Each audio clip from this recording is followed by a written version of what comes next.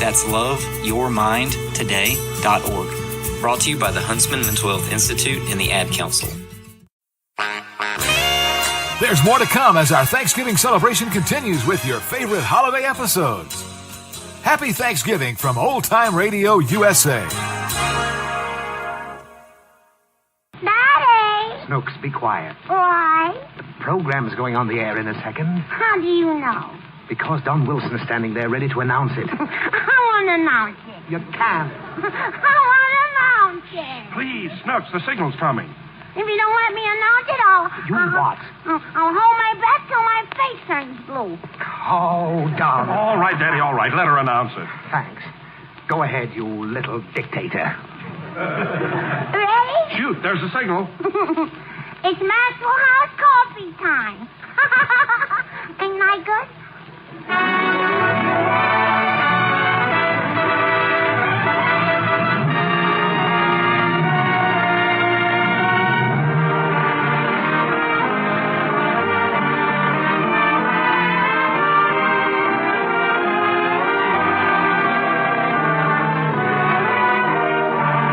And tonight, the first thing on our menu is Maxwell House coffee. Yes, this is coffee time. Time to sit back, relax, and enjoy with us a steaming, fragrant cup of the coffee that's good to the last drop. Well, now we're ready for another lightning session of entertainment with our Maxwell House stars, Mary Martin, Meredith Wilson, Hanley Stafford, and Fanny Bryce as Baby Snooks. And as a special Thanksgiving package for all of you, our super-duper added attraction, your favorite comedian, Jack Benny.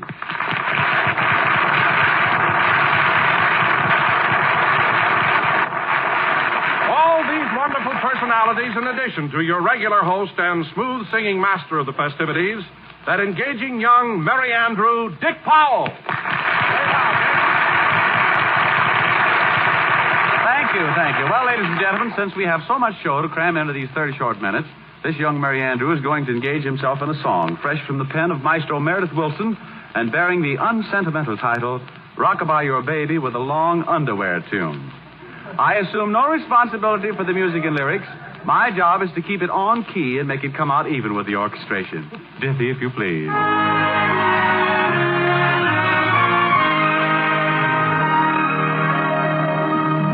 Rockabye your baby with a sweet classical tune. When Papa Haydn takes you riding, you go gliding to the moon. To a Brahms sonata or string quartet, you'll be singing a sweetheart duet. So rockabye your baby with a sweet old, dear old classical tune. But the kids' vocabulary nowadays, oh, it would really curl your hair. Everything from Bach to Offenbach, they call on underwear. So rockabye your baby with a long underwear tune. When Papa Haydn takes you riding, you go gliding to the moon. Johannes Brahms sonatas and string quartets make you harder for sweetheart duet. So rockabye your baby with a long hair, long underwear tune. Johannes Brahms sonatas and string quartets make you harder for sweetheart duet. So rockabye your baby with a long hair, long underwear tune.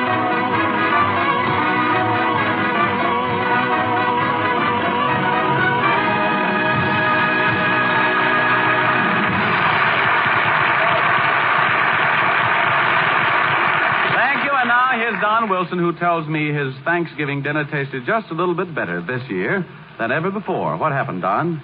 Did you eat both drumsticks? Come to think of it, Dick, I believe I did. But the real reason Thanksgiving dinner tasted extra good this year was because... Oh, I get it. You had a double portion of pumpkin pie smothered in whipped cream. That's right, Dick, I did. But what I'm trying to say is just this. I especially enjoyed Thanksgiving dinner this year because it was topped off with a cup of the richest, most superbly delicious coffee I ever tasted. But surely, Don, this isn't the first Thanksgiving you've enjoyed Maxwell House coffee. No, indeed.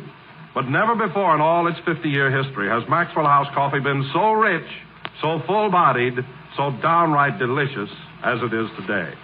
You see, friends, the new Maxwell House blend is extra rich in Highland-grown, extra flavor coffees. Coffees so rare in fragrance, so vigorous in flavor, they're unlike any other coffees in the world. Naturally, these coffees have always been limited in their availability. But now we are able to obtain the great quantities we need. That's why today, every pound of Maxwell House has a richer body, a more delicious flavor than any coffees you may have ever known before. And yet, with all this extra goodness, right now Maxwell House is selling at the lowest prices in history. So this weekend, get acquainted with the new Maxwell House coffee. Join the thousands who have already pronounced it coffee at its best. Well done, Don. And now, ladies and gentlemen, going ahead. Dick, hello. How are you? Hello. Why, Jack. Jack Benny.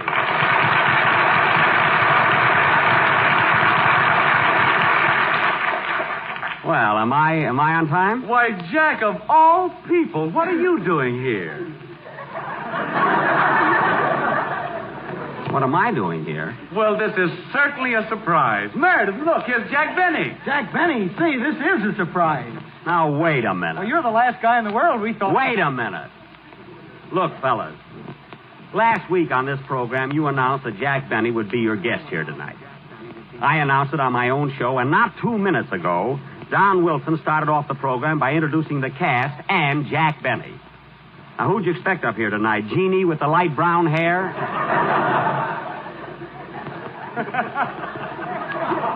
Or Fred Allen's eagle or something? It certainly is a surprise. Well, frankly, I did hear Don Wilson announce Jack Benny, but I didn't associate it with you.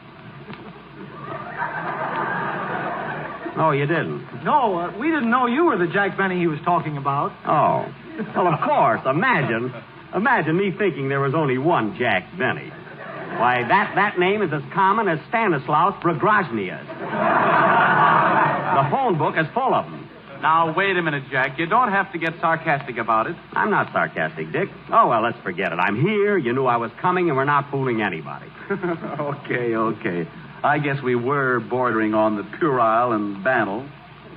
It's a very good line, Dick. Do you mind if I use it on my program last week? And we pronounced it banal, if you don't mind. They didn't know me, but they knew my material. Huh? Say, Dick. What? You know, he has got blue eyes. Oh, there they go again. You think I was the only guy in the world with big blue eyes. Oh, hello, Don. Jack, how are you? Well, this is indeed a surprise. Oh, fine. Some enthusiasm after a honeymoon.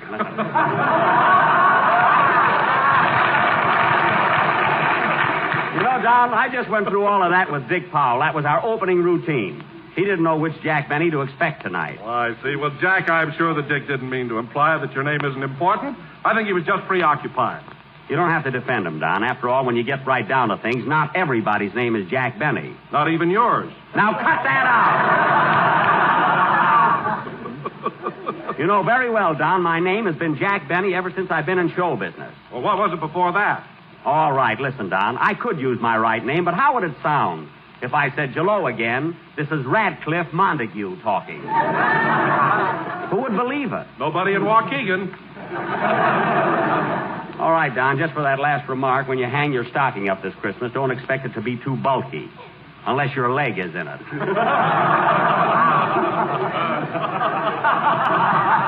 If you get what I mean. Huh? Why, Jack Benny, don't tell me you're not going to give Don a Christmas present this year just because of an innocent little remark like that. Well? Why, Jack, that doesn't sound like you. It doesn't? Well, Dick, you know I've been kidded a lot about being thrifty and not over-generous, but you can believe me, it's nothing but malicious slander. Oh, it is, eh? Yeah, you know how those things are, Dick. Once a story spread that's a fella's tight, it's very difficult to live it down. Especially when you live up to it. Yes. Now, for instance... Hey, wait a minute! If I'm going to be called cheap, I can stay on my own show where I can lie my way out of it. In the first place, I came up here just to see Mary Martin. You did? What about, Jack? About the premiere of our picture. I want her to help me get it set for Waukegan. Say, that's the picture you and Mary made with Fred Allen, isn't it? No, that's the picture we made in spite of Allen. Boy, what a ham he is. The way he tries to steal every scene. Oh. Well, Jack, I worked in a picture with Fred Allen once, and he never tried to steal anything from me. He didn't, eh? No, in fact, he was very considerate. Whenever I did a comedy bit, Fred would turn his back to the camera. Well, he did the same thing with me, only he didn't have his pants on.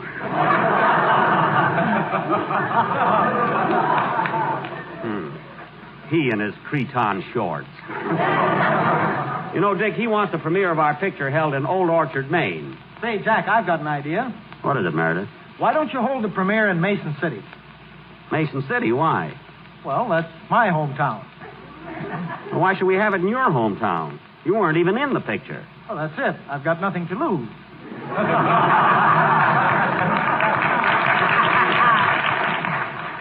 Quiet. Say, Don, where's Mary Martin? Well, she should be here any minute now, Jack. Meanwhile, sit down, Jack, and have a cup of steaming hot Maxwell House coffee with your Jell-O. Boy, what a plug. Don, you're about as subtle as Olson and Johnson. And remind me to change that to Abbott and Costello for the second show, will you? So Mary ought to be here soon, eh? Yes, Jack. Sit down while Meredith Wilson plays the number. You might as well listen to a good orchestra for a change. Yeah, you said it. What are you going to play, Meredith? Brown eyes, why are you blue? Oh, stop with that. Now, the next one on this show who says I've got lovely blue eyes will get a stare out of them for the next 10 minutes. Hey, Jack, here's Mary Martin. Mary, here's Jack. Why, hello, Mary. Hello, Jack. How are you, honey? I'm fine. Gee, you look swell, Mary. No kidding. You're a sight for blue eyes. I mean, sore eyes. Huh? Yes, sir. Well, Jack, I'm certainly surprised to see you here. You are? Yes. Isn't this dialogue right off the cob? Yes, but Phil Harris is listening in, and he'll think it's dynamite. Now, look, Mary, I came here to ask a favor of you. I want you to help me out on a little matter about our picture. I'll be glad to, Jack. What is it? Well, you know, I want the premiere of the picture held in Waukegan, and Fred Allen wants it held in his hometown, Old Orchard. Where's that? It's up in Maine. Oh, I know where Old Orchard is. Where's Waukegan? Listen, Mary, Waukegan was Waukegan when Old Orchard was just a couple of stumps, and Allen was one of them.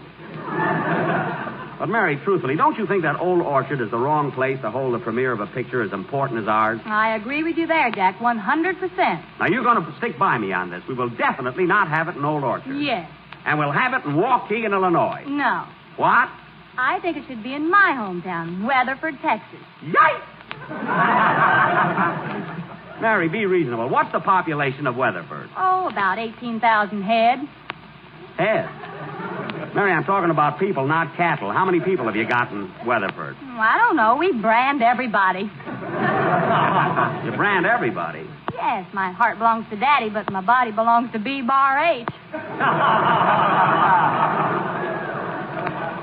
Well, listen, Mary, let's get this settled once and for all. I'm not going to Old Orchard, Maine, and I'm not going to Weatherford, Texas. But, Jack, you might be making a mistake. Those cowpunchers are wonderful people. If they like you, they'll give you the shirts off their backs. Dick, shirts I've got. Whole drawers full of them. What do I need with shirts? But, Jack... But, Jack, nothing. I'm going to call the studio, and this time I'm going to lay down the law. I'm going to get tough. It's either Waukegan or they're going to lose me. Oh, Jack, What? before you do that, I'd like to talk to you a minute. All right, what is it? Well, Jack, I don't want to hurt you and what I'm going to say, but I want you to take this in the spirit in which it's given. Mary, what are you talking about? Well, I overheard a conversation today at Paramount between Mr. LeBaron and Mr. Freeman, and they... Yes? Well, Jack, you've simply got to face facts. I know you were a big star once. What? Well, 2 years ago, you were on top. But you can't stay there forever. You had to start slipping sometime. Everybody does. Everybody? Yes, Jack, even the big ones. Well, you know how it is in show business. The public is fickle. Yesterday, you were a star, and today... Oh.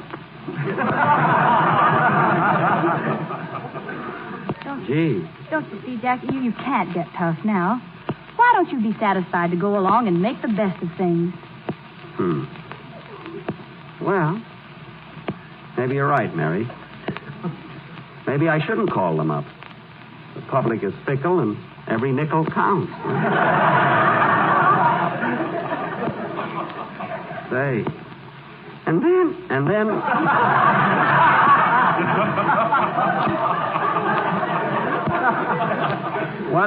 What's the difference if the premiere is held in Old Orchard, Maine, or Waukegan, or Weatherford, Texas? Say.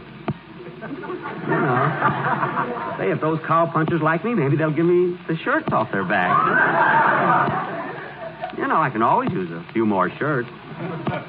After all, shirts ain't hay.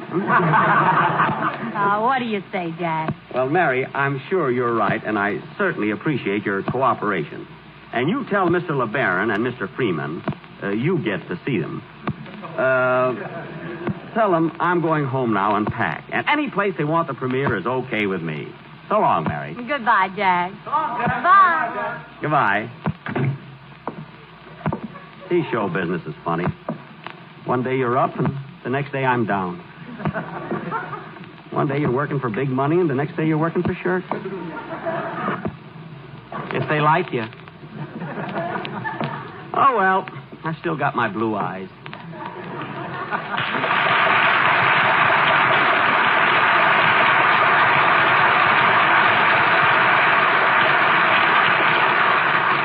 Well, that was very diplomatic, Mary. Are you ready for a song now? Ready and willing. Ladies and gentlemen, from the prolific pen of Meredith Willson comes another gem. In collaboration with Charles Chaplin, he has written for the great dictator an appealing song, Falling Star. Mary Martin sings it for the first time.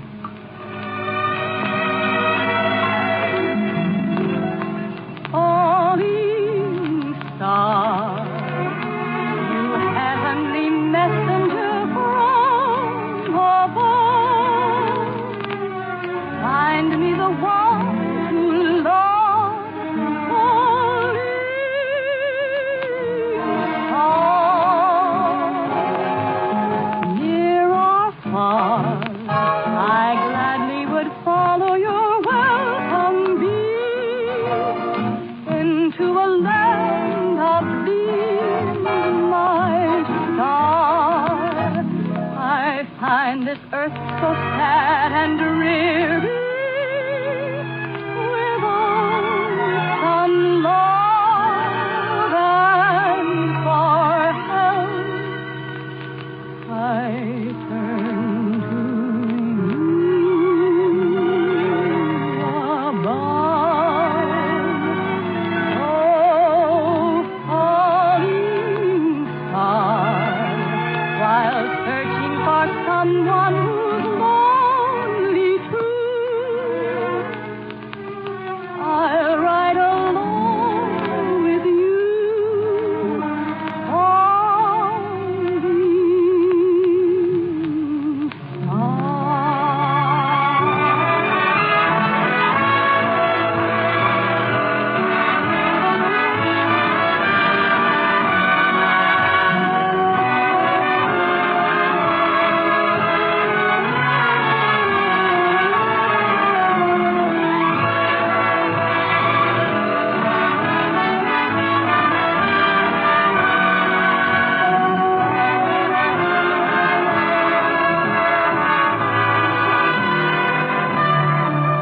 I find this earth so sad and dreary, without some love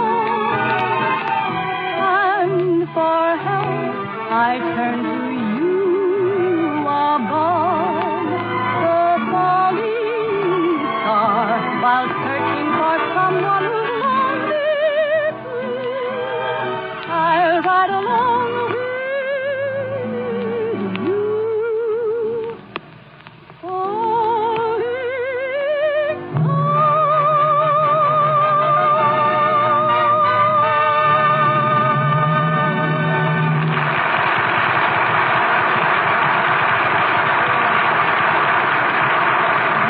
Thank you, Mary, thank you. And now, with the magic touch of radio, we transport you all to the home of Baby Snooks.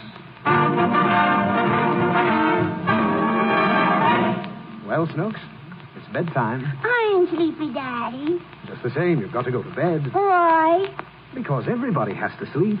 It's impossible to burn the candle at both ends. Which candle? No candle, it's just an allegorical expression. Let's burn it, Daddy. Snooks, there's nothing to burn. All right. When you hear of a person burning the candle at both ends, he hasn't really got a candle and he's not burning either end. Is he burning in the middle? No, it's just a symbolic phrase. Now, come on. You've had a wonderful Thanksgiving dinner. You've played with your toys. Now it's time to go to sleep. I want some more turkey. More turkey?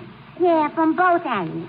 Now, look here, Snooks. If you eat another mouthful of turkey, you'll burst. Will I? Certainly. You ate enough to feed an army. One more piece and you'd positively explode. Well, give me a piece and hide behind the door. No more turkey. I want some turkey. It'll poison you. I want some poison. Now, don't try to bribe me. Come on, get your things off. I don't want it. Please. Here's the wishbone. You can have this. There's no turkey on it. Well, you can make a wish with it. You take one end and I'll take the other. And whoever gets the largest piece gets a wish. Now, come on. Pull. All right. I got it, Daddy. Fine. Now you can have whatever you wish for. Can I? Yes. What did you wish for? More turkey. All right, you little glutton. I'll give you some more turkey. Will you give me some white meat? Yes, I'll give you some white meat. I don't like white meat. All right, then, I'll give you dark meat. No, dark meat. Well, for heaven's sake, what do you want? Cranberry sauce. Now, that's enough, Snooks. I'm not going to let you drive me crazy tonight. Why? Because this is one day of the year I don't want to have to spank you. It's Thanksgiving, and we should all be joyful. When's Christmas? After Thanksgiving. I want Christmas to come first. Well, you can't change the holidays around. What holiday? Well, people make holidays to celebrate big events. George Washington's birthday's a holiday. Lincoln's birthday's a holiday. How did they get born on holidays? They didn't get born on holidays. Well, you said they did. No. They were born on ordinary days, but they became so famous that people celebrate their birthdays as holidays. Oh. Take George Washington, for instance. Mm-hmm. Now, why do people celebrate his birthday and not mine? Because he never told a lie. No, because he was a famous president, and I'm just a nonentity. I'm nothing at all. Just another drab, colorless human piece of flotsam. I think you're wonderful, Daddy. Thanks. Oh, well. At any rate, people make these holidays and we all celebrate. And it gives little girls like you a chance to stay home from school. Is that clear? It's clear. Daddy. What? I ain't going to school tomorrow. Why not? Because I just made a holiday. You made a holiday? Mm-hmm. What are you going to celebrate? My pussycat's birthday. Oh, that's ridiculous. A national holiday is only for a great event. What did your pussycat do that calls for a holiday? She had 6 kittens. Well, there's nothing remarkable about that. Could you do it? Now, listen, Snooks. I'm trying to explain to you that a national holiday must be some great occasion, like Thanksgiving Day. What? Well, if you get undressed and get into bed, I'll tell you the whole story. All right. Well, to begin with, some states celebrate Thanksgiving a week earlier than others. Why? I don't know. You'll have to ask the president. Call him up, Daddy. No, not now. Thanksgiving used to be the last Thursday in November. That's the day when the Pilgrims landed in America. They landed last Thursday? Yes. I want to see them. Oh, you can't see them. Why? Because they're all dead. They started out for America over 300 years ago. And they just got here last Thursday? No, they didn't get here last Thursday. They got here in 1760. It was over 300 years ago that they arrived. Who did? The Pilgrims. So now we celebrate their arrival by killing a turkey. And everybody's supposed to be thankful. The turkey, too? Turkeys don't know about Thanksgiving. We use the turkey as a symbol because that's the first food the Pilgrims found. Who's the Pilgrims? The people who first came here. They landed on Plymouth Rock. The turkey? No, the Pilgrims. On Plymouth Rock. Who's he? Who's he? Yeah. Plymouth Rock. The rock they landed on. Who did the rock land on? The rock didn't land on anybody. They landed on the rock. Who landed? The Pilgrims. Why? Because they'd been traveling on the ocean for over 6 weeks. And they were... Who traveled? The Pilgrims! That's why they were happy when they landed at Plymouth Rock. That's over 300 years ago. And the name of the boat was the Mayflower. Were you with them, Daddy? Oh, of course not. Do I look that old? I don't know. Well, I wasn't with them. But I'm proud to say my forefathers were. Did you have forefathers, Daddy? Why, certainly. Everybody has forefathers. Me, too? Yes. Where's the other three? Oh, don't start that. I'm talking about my ancestors, my forebears. Your ancestors had 4 bears? Sure. How many bears did your uncle have? My uncle didn't have any bears. Nobody had any bears. My ancestors were my forebears. Understand? Understand. Well, what do I mean? Your aunt had 4 sisters, and they were all bears. That's right. Now go to sleep. No, finish your story. Not if you're going to keep interrupting me. Will you be quiet? Uh-huh. All right. After the Pilgrims landed on the rock, they went and found a clearing in the woods. They built cabins, but pretty soon all their food supplies gave out. They were about to starve when one of the Pilgrims rushed in with a thing we all eat now for Thanksgiving. Do you know what that was? Uh-huh. The rock. Snooks. Could it be possible you don't know where Plymouth Rock is? Could that be? Could. Well, I guess that makes you the only... That's really a distinction. You're incredible. Why, Plymouth Rock is in... Don't they teach you anything in that broken-down school? Well, where is the Plymouth Rock, then? It's in Maine or Denver or one of those eastern states. I think. Anyway, it doesn't matter. Now say your prayers and go to sleep. All right, Daddy. Dear angel, I want to thank you for my wonderful daddy and my mommy and my little brother, and for all the cake you gave. And I hope all the poor little children get plenty of Thanksgiving dinner like me. And please, dear angel, make Plymouth Rock be in Idaho. Why, sure. What kind of a strange request is that? Well, yesterday you had to write a composition about Thanksgiving. Yes? And that's what I put on my paper.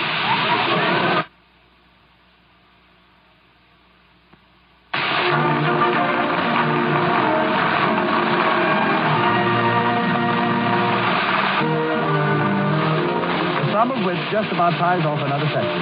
So this is Dick Powell once again saying good night to the gang, and thanks for listening.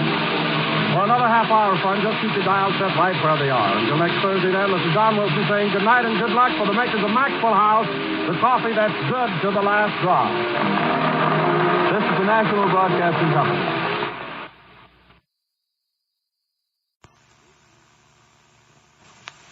Good evening. This is Crime Classics. I am Thomas Hyland. I'm going to tell you another true crime story. Listen.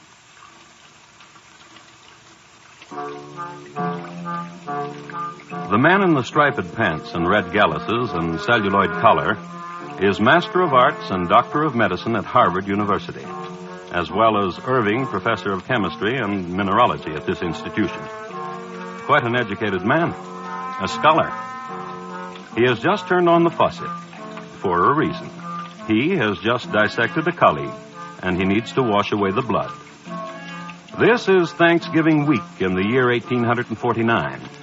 The dissector's name, John W. Webster. The dissectees, George Parkman. Dr. Webster has just committed murder because Dr. Parkman was a stubborn man to the very end. And tonight, my report to you on the terrible deed of John White Webster and his crime that shocked a nation. Crime Classics, a series of true crime stories taken from the records and newspapers of every land from every time. Your host each week, Mr. Thomas Hyland, connoisseur of crime, student of violence, and teller of murders. Now, once again, Thomas Hyland.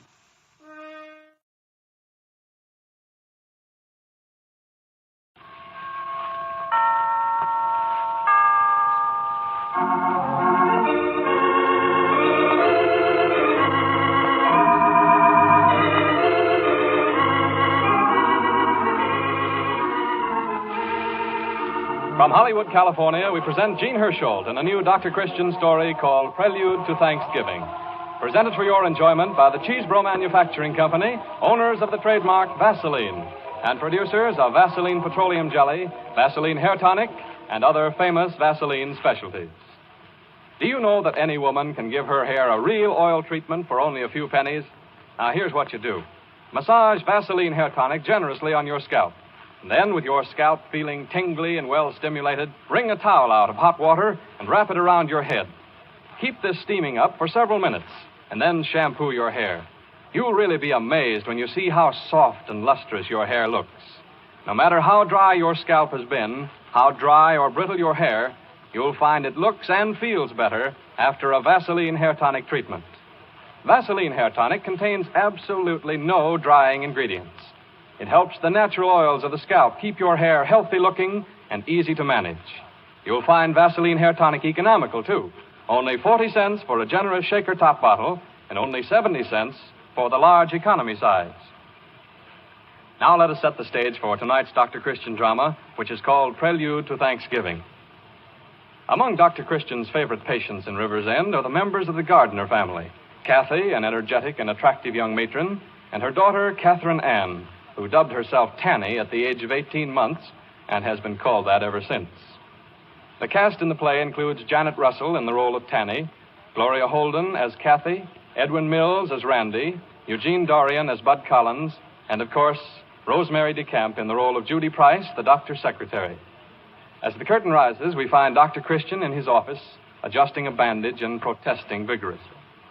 Tanny, listen, I can't put a bandage on this ankle if you keep moving your foot around like that. Oh, my foot's going to be all right. Mother wouldn't have thought anything about it if I'd turned it any way but trying to chin myself on the cherry tree with the boys. I beat 'em all, though. But your mother didn't like you doing it? No. She didn't say much, but Mother's an open book to me, Dr. Christian. I always know exactly what she thinks I should do and what she thinks about me when I don't do it. Well, why don't you try doing it once in a while? You're fond of your mother, aren't you, Tanny? I love her, Dr. Christian. I just about die for Mom. You know that. But she's so old-fashioned. Old-fashioned? Dr. Christian, she's living in the past, practically in the Dark Ages. Well, I've probably been so busy I just hadn't noticed. There isn't any movement on foot that you know of to have old parents put in a lethal chamber, say about 30, is there? After they have outlived their usefulness, I mean. Are you making fun of me? Because if you are... Oh, no, not at all, Tanny. Well, you just told me of certain revolutionary changes, which I'm afraid in my absent-minded way I hadn't noticed. I'm only trying to get your point of view. Unless you feel I'm too old even to get it. No, you're different. That's one of the nicest things about you, Dr. Christian. You never seem to be any special age. I can talk to you just the way I can to Randy. Randy? You know Randy, Randolph Billings. Oh, yes, of course, yes. I know him very well. He used to suck all the paint off his toy soldiers. And I had to go up there every week or so and give him a pill. It frightened his mother out of her wits. I finally sent him a set of unpainted soldiers, and we all got more sleep. How revolting. Revolting? Thinking of Randy as a toy-sucking baby. Well, most of us were, one time or another. So you think Randy and I are on about the same intellectual level, do you? Well, you both have the same sort of attitude toward things. Nice and more practical. Do you think your mother's too idealistic? Heavens, yes. Listen, Dr. Christian. Mother sent me down here to have you look at my ankle. But I'll bet what she really hoped was that you'd give me a good talking to. What about? She thinks you're a profound influence in my life and that I'll do anything you say. I can't sit around all day all dressed up. I'll never go in for the things Mother wants, Dr. Christian.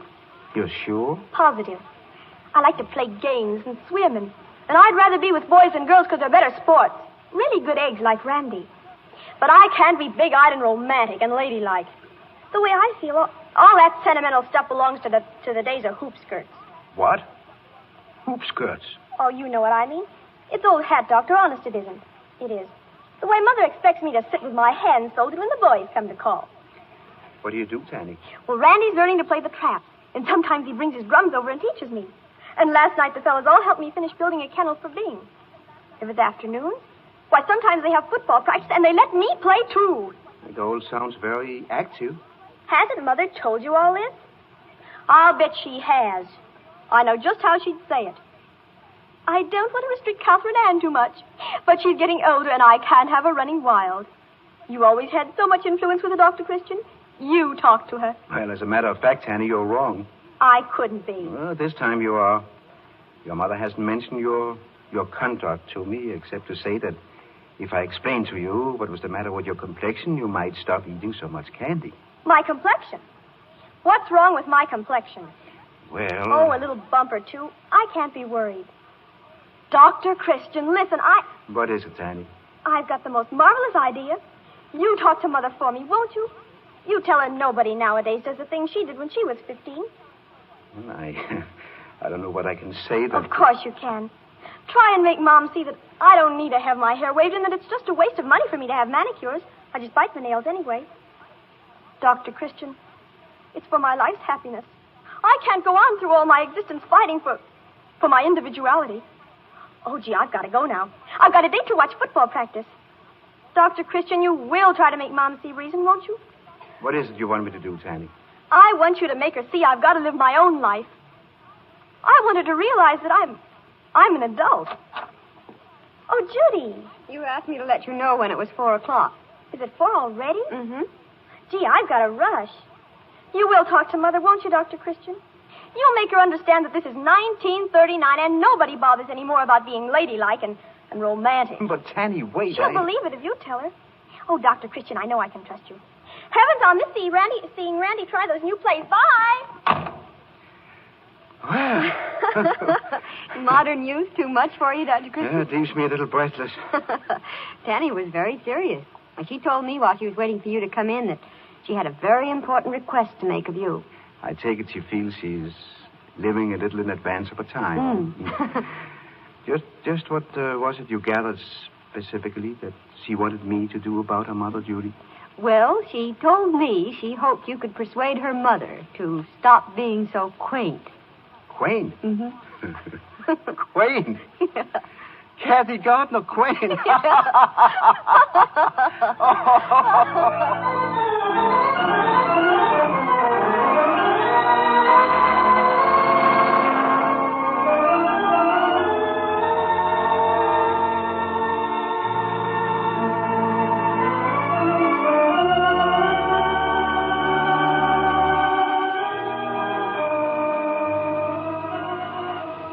You know, Kathy, my dear, until I talked to your daughter, I always consider you one of the most progressive young women in River's End.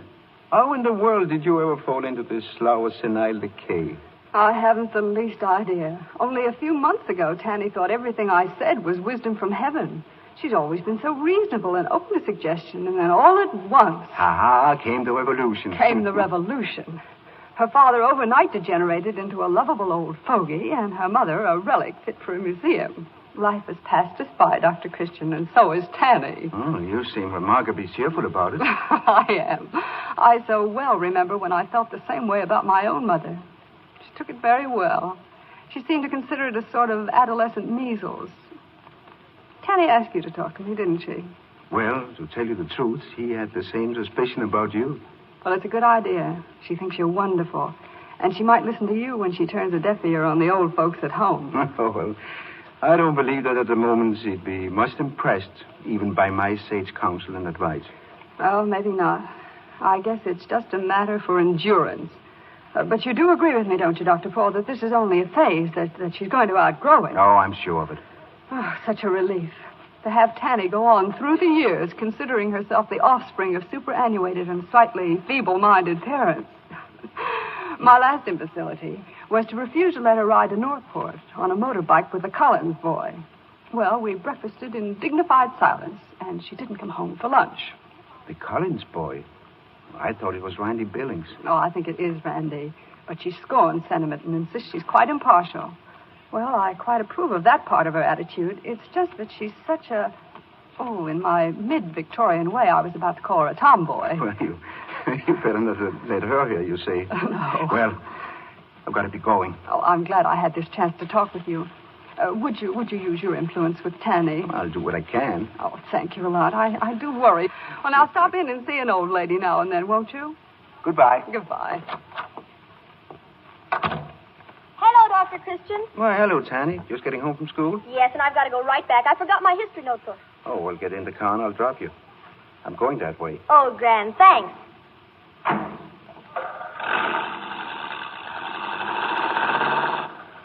What were you doing at our house? I stopped to see your mother about some of my clinic cases. She's doing some visiting for me. Did you talk to her about her attitude? Well, I mentioned it, but you have to take such things slowly, you know. How's everything going at school? We had a perfectly foul examination in algebra this morning, so I probably flunked. Did you? Well, I'm afraid I did. Mother says if I didn't spend all my afternoon study periods watching football practice, I'd have better marks. Well, I can see it might interfere. Randy Billings is on the team this year, isn't he? Oh, yes. Why, he practically is the team. Yes, he's quite a star. Just wait till you see what he does at the Thanksgiving game. Everybody's crazy about him. And the fuss people make over anybody who scores a touchdown. No, you mustn't begrudge your hero his public, Tanny. You ought to see the way the girls at school hang around him. And they have regular fights about who gets to sit the row in back of him at assembly. That's enough to turn any man's head. Jean West is the worst. Who is Jean West? She's a new girl here. I think she's a drip. She does her hair in little curls all over her head, uses bright red fingernail polish and lipstick. That is, outside of school. They make her take it off for class. Oh, I imagine so. But she puts it on afterwards. She's a hunter. A hunter? Yes, after the men. Oh. What we used to call boy crazy, I guess. Probably. She likes Randy awfully well. Does she? Of course, Randy doesn't care anything about her. Randy likes girls who are regular, not that dizzy dolled-up type. I see. He says the clingy stuff is just silly. He's always laughing at the boys who fall for it. Randy likes me because I'm just one of the fellas. I can do some things that even fellas won't try, like climbing Dead Man's Rock. You know, it's sort of funny. Randy agreeing with Mom this morning. What did you agree with her about?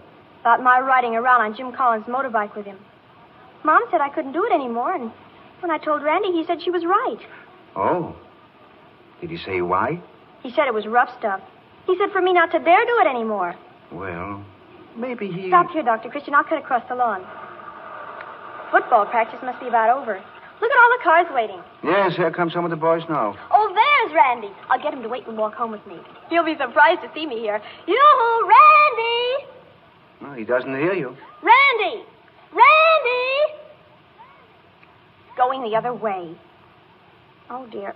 He seems to be looking for someone. Yeah, the people in that green car, I think. They're waving at him. Yes, that's Carol Moore's car. She and Dan Harvey are in the front seat. There's some girl in back. Look, Dr. Christian, Randy's getting in with him. He's getting in the back seat. Who's the girl in the back seat, Tanny? Anyone you know? Yes. Yes, I know her all right. I'd know that hair anywhere. That's Jean West.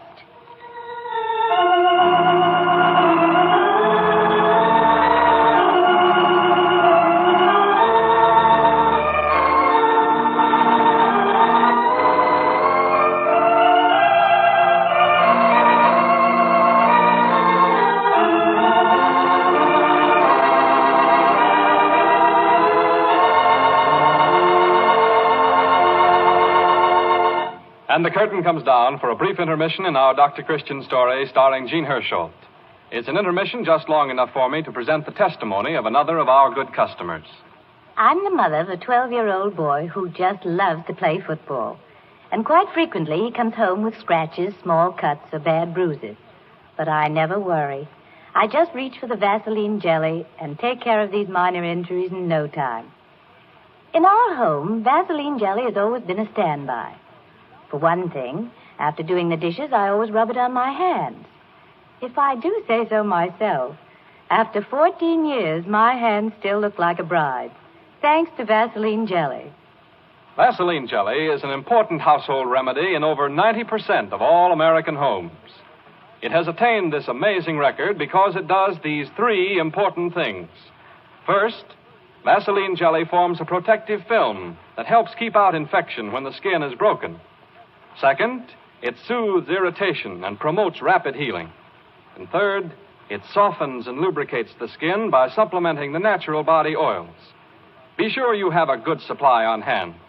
Vaseline jelly costs only 10 cents anywhere.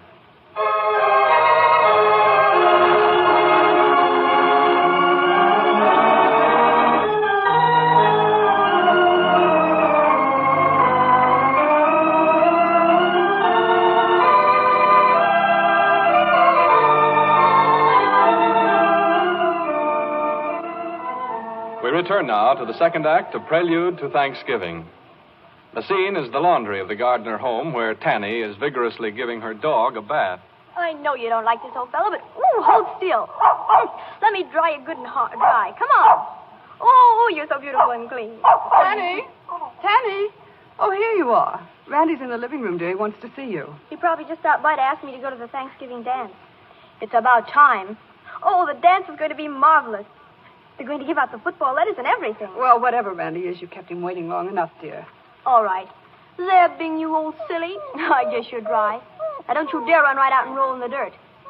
Kind of watch him, will you, Mom, till I get back? All right, come here, old fellow. Hello, Tanny. Hi, want to see me? Yes, I did. That is, well, I was just going by and I thought... I was washing Bing. Oh, if you're busy... Oh, I'm all through now. I can't stay but a minute. I got to go on down to Tad Brown's house. Today's initiation. Initiation? Sure. Fraternity initiation, you know. They work on us all day. After tonight, I'll be a full-fledged Omega Tau. Oh, that'll be wonderful. I'll have my pin tomorrow. Tanny. Yes? Tanny, there's something I feel I ought to tell you about. Sort of explain. Explain? Yeah. It's a sort of a crazy mix-up. It's about the Thanksgiving football dance. I wondered when you were going to get around to asking me. I had a bid last night from Bud Collins, and I told him I was already invited. You shouldn't have. I wish you wouldn't wait like this. You'd ask me right off as soon as you knew there was going to be a dance. Yeah, that's what I ought to do, but then things like this wouldn't happen. No? Things like what? Like my having to go with somebody else. Somebody else? Honest, Tanny, I don't know how it ever happened. We were just talking about the dance, nothing special, and I said how swell it was going to be to break training after the game Thanksgiving and go to the dance and get the letters and all, and first thing I knew, she was saying how nice it was of me to ask her. And then she... Who's she? Jean West. And you asked Jean West to go to the Thanksgiving dance? That's what I'm trying to tell you about. I didn't ask her. She just accepted. And you're going to take her? Well, I don't know how to get out of it. Tanny, you understand, don't you? You won't be mad? Mad? Oh, no. No, I won't be mad. Why should I be mad? Well, I was afraid... No, you want to take Jean West to the dance? What business is it of mine? But it is your business. You and I... You and I are just friends. I haven't got any strings tied to you. You've got every right in the world to take any girl you want to. Tanny, listen, What's that? It's Bud Collins. He's calling for me. Calling for you? Yes. Yes, we've got a date. He's going to take me for a ride on his motorbike. You said your mother wouldn't let you go. She changed her mind. Well, I didn't change my mind. You can't go tearing around on that bike with Bud Collins. And why not? I don't want you to, that's why. It's tomboyish. You used to like to have me do tomboy things. Well, I don't want you to do this. I'm going to do it right now, and I'd like to see anybody stop me. I'll stop you. How? I forbid it. You're my girl, Tanny. Sorry, I've got to be going. Bye, Randy. Wait. Tanny, don't you dare go. Hi, Bud, I'm coming. Hello, Tan. I just dropped around. You take me for the ride you promised me? Why, yes, if you can go. I thought you said... Let's start. Quick. Tell me, how do I sit? Like this? Yeah, hold on tight. Sure you want to go now? Tanny! Here comes Randy Billings. Was he at your house? Don't wait for him. Don't wait. Start the motor, Bud, quick. All right, if you say so. Oh! Hold tight. Here we go. Tanny, stop. Bye, Randy.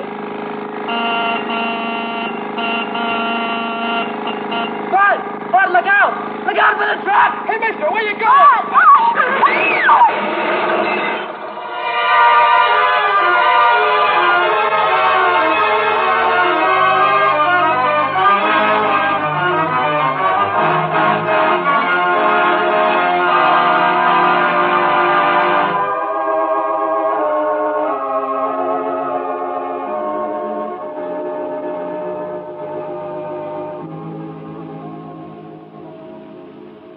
Gee, Judy, I feel awful.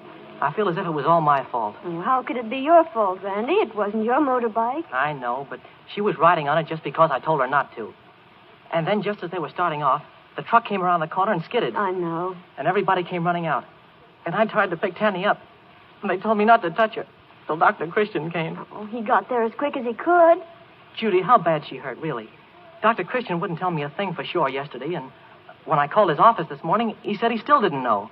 Well, he's examining her again now. In cases like this, you You can't always tell at first, you know. Her arm's broken, and, well, there may be internal injuries. Gee. You've just got to be brave about it, Randy. She'll be all right. She just got to be. If she is, I'll devote the rest of my life to making it up to her. Making what up, Randy? Oh, everything. You know, Judy, Tanny and I have been kind of buddies ever since we were little. And we always sort of took each other for granted. Then, well, a few weeks ago, she told me her mother thought she was too much of a tomboy, that she thought she ought to begin to grow up. Yes, I believe she did feel that way. And she asked me what I thought. First, I laughed at her, and then I began hearing things that other girls said. Jean West, for instance? How did you know that was who it was? Oh, I guessed.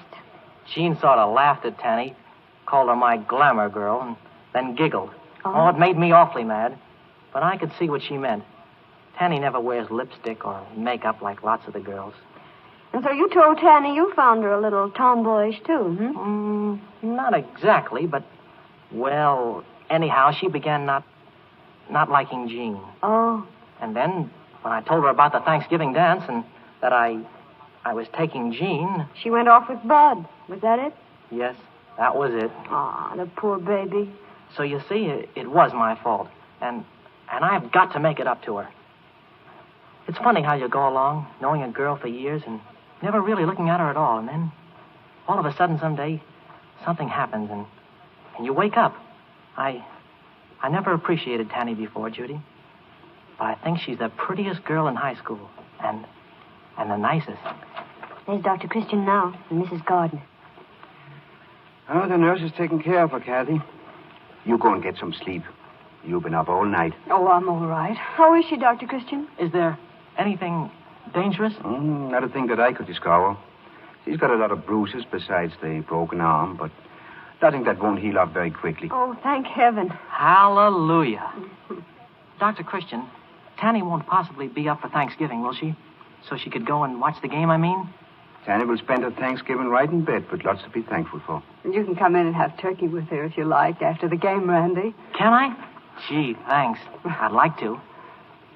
Dr. Christian, I don't suppose I could go in now, just for a minute, just to tell Tanny I'm glad she's better? Yes, I think you could. In fact, when the nurse mentioned you were out here, Tanny made me promise to let her see you. Did she really? Can I go in right now? Just for a little while, Randy. All right. Well, I'd better get back to the office. I'm so glad everything's going to be all right, Mrs. Gardner. Oh, thank you, Judy. I'll see you after a while, Dr. Christian. Yes, I'll be along just a few minutes. Tanny's a very sober young lady, Kathy. Yes. Perhaps I've lost my tomboy. Oh, Dr. Christian, if anything terrible had happened to her, Well, nothing did. She's going to be all right. Yes. Only older. She almost had her heart broken, you know, as well as her arm. You think she and Randy... Yes. Doctor's instinct for diagnosis. I had quite a talk with her, Kathy. I think you will find she's grown up a little. Oh, I don't seem to care whether she grows up or not. If she's going to be well, that's all. I shouldn't be surprised if she began to treat you like a human being again soon. She may even ask you for advice. Oh, Dr. Christian, I've got so much to be thankful for. I don't insist on everything. Maybe not, but I think you're going to get it. Happy Thanksgiving, Kathy. You too.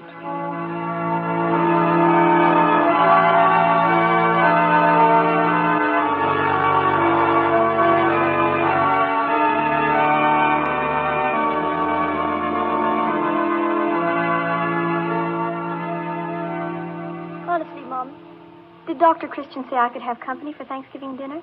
Well, he said Randy could come in and eat turkey with you if you kept very quiet. Oh, that'll be fun. He wants to come and sit with me instead of going to the dance. What are you smiling about? I was just thinking you looked very attractive in my best bed jacket. You don't mind, do you? I told the nurse where it was. No, I don't mind at all. It makes a splendid background. Background? Oh, you mean for... Yes.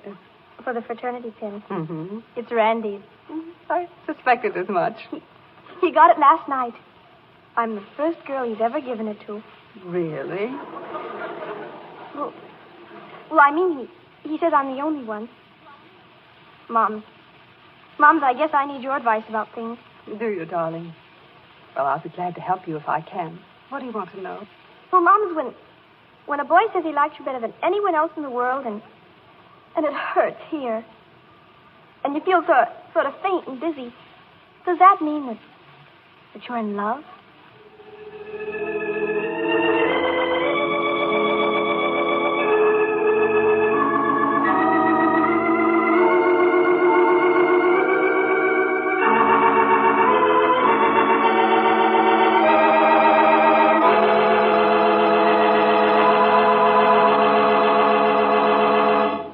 And so we leave Tanny and her palpitations of the heart. And now I have a word about the products that make the program possible, and then Gene Hersholt will tell you something about next week's story.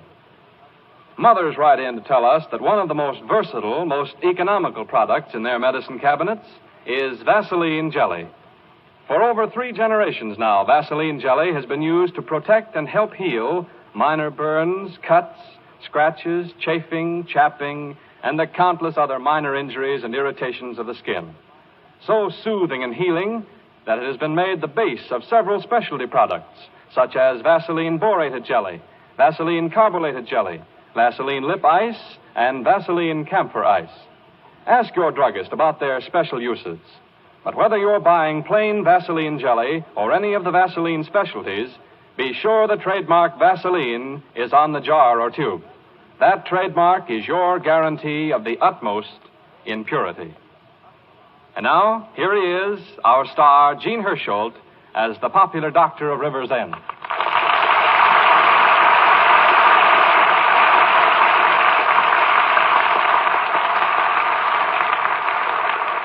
Dr. Christian, what's next week's story like?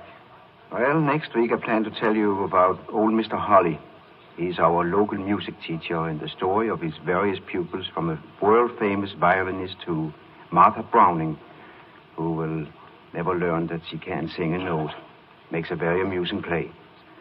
I know you'll enjoy it, so until next Wednesday evening at this same hour, I'll say good night.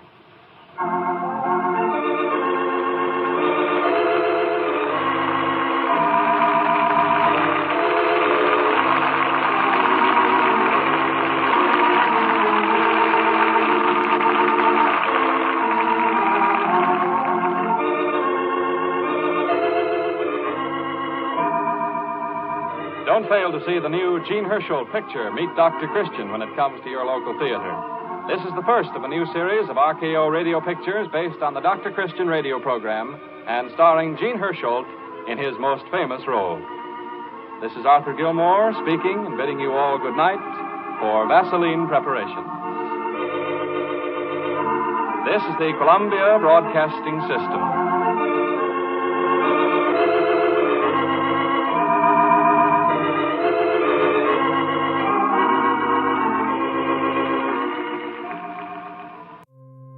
My name is Ariel. When I arrived in the U.S. at 19, I struggled to find job opportunities without my high school diploma. My entire life changed when I took a chance and got my high school diploma at age 22. Everything I have, my education, my career, my marriage, I owe to the Adult Literacy Center and my teachers. They were with me every step of the way, helping with my English and math, making sure I pushed through all the challenges. Ariel, your success proves that what I'm doing as a teacher has real meaning. It was an honor helping you achieve your greatness. Now you're helping others achieve theirs. It inspires me. Education was the key that unlocked all my opportunities. When you graduate, they graduate. Find free and supportive adult education centers near you at finishyourdiploma.org. Brought to you by Dollar General Literacy Foundation and the Ad Council. What I know about courage, I learned from my adoptive mom. She said sometimes you just gotta hold on and know we'll get through this. Mom, we are so high up. Hold my hand. No, you hold my hand. Here we go. Learn about adopting a teen from foster care. You can't imagine the reward. Visit adoptuskids.org to find out more. I learned patience from my adoptive dad. All he had to say was, "Hey, you got this. Just breathe." Hey, we're pretty good. Yeah. Might have to start a band. I got it. Learn about adopting a teen from foster care. You can't imagine the reward. Visit adoptuskids.org to find out more. This message is brought to you by Adopt U.S. Kids, the U.S. Department of Health and Human Services, and the Ad Council. Hi, I'm Ryan Blaney, a third-generation race car driver, and we dedicate a lot of our time to going as fast as possible. My Grandpa Lou is the reason why my dad and I started racing, and I'm really proud to follow in his tracks. But when my grandpa was diagnosed with Alzheimer's, it was a very unexpected bump in the road for us. I've learned a lot on this journey with my Grandpa Lou, and the memories of my grandpa will always be with me. It's important to notice if older family members are acting differently, experiencing problems with their memory, or having trouble with routine tasks. Talking about Alzheimer's can be really tough, but if you notice something, have a conversation with your loved one. Encourage them to see a doctor or offer to go with them. Early detection of Alzheimer's can give your family time to explore support services, make a plan for the future, and access available treatments. The Alzheimer's Association provides care, support, and research to help you take control of the situation with your family and manage the disease together. If you or your family are noticing changes, it could be Alzheimer's. Talk about seeing a doctor together. Visit alz.org/time to talk. A message from the Alzheimer's Association and the Ad Council. There's more to come as our Thanksgiving celebration continues with your favorite holiday episodes. Happy Thanksgiving! From Old Time Radio USA. Gee, it's almost Thanksgiving, and I've got so much to be thankful for. I've got a wonderful wife, 2 wonderful kids, and an adorable personality. RCA Victor, world leader in radio, first in recorded music, and first in television, presents the Phil Harris Alice Faye Show.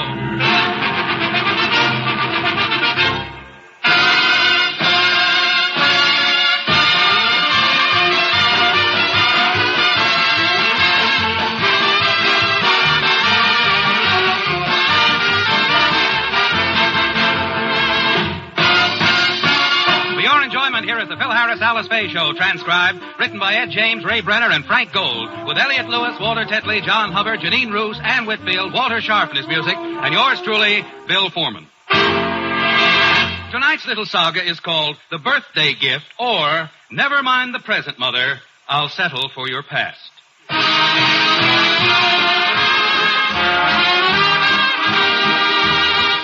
And now the stars of the RCA Victor program, Alice Faye and Phil Harris.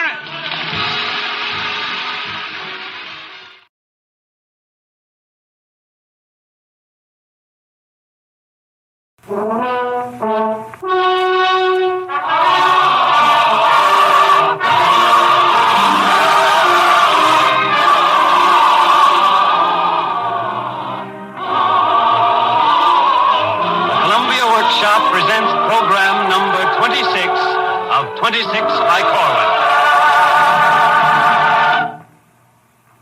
Psalm for a Dark Year. An ode of thanksgiving, written and directed by Norman Corwin, with an original musical score composed and conducted by Alexander Semler.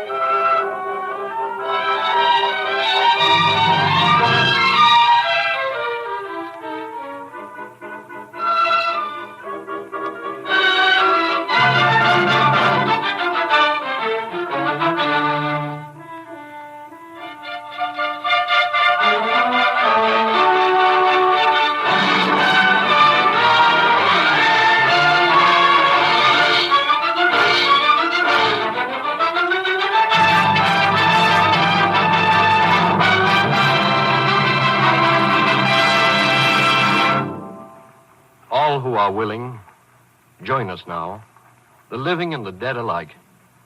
Sit round our votive table and give thanks where thanks are due. We shall give thanks tonight for song and bread and such a thing as love and dogged hope and for the guarantee of morning somewhere at some season. You must bring with you to the feast an offering.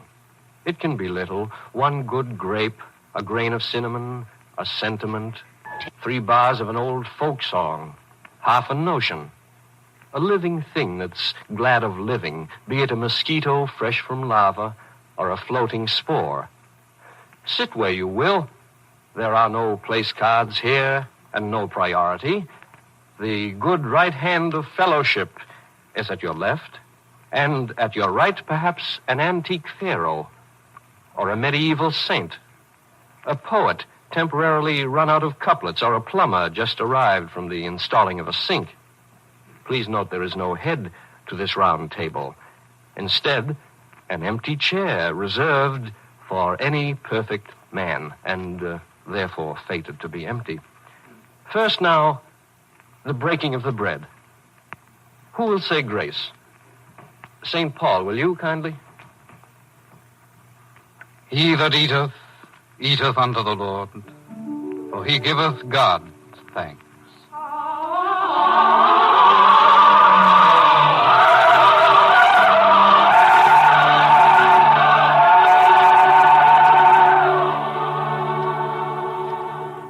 There will be music such as this throughout, for song is celebration, whether it is tuned to joy or woe or to the passions in between.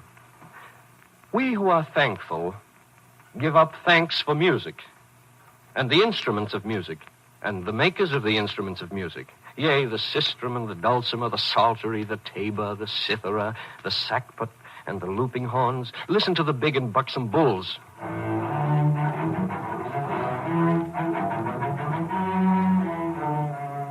The gentle fiddles gambling across the staves.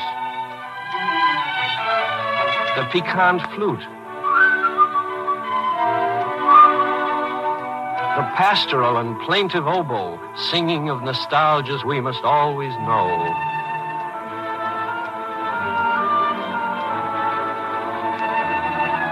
And the celeste, to which the planetoids prefer to dance.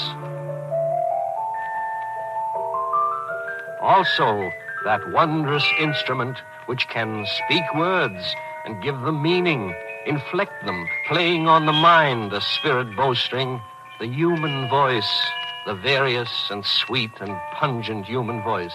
Now seraphim, now Satan.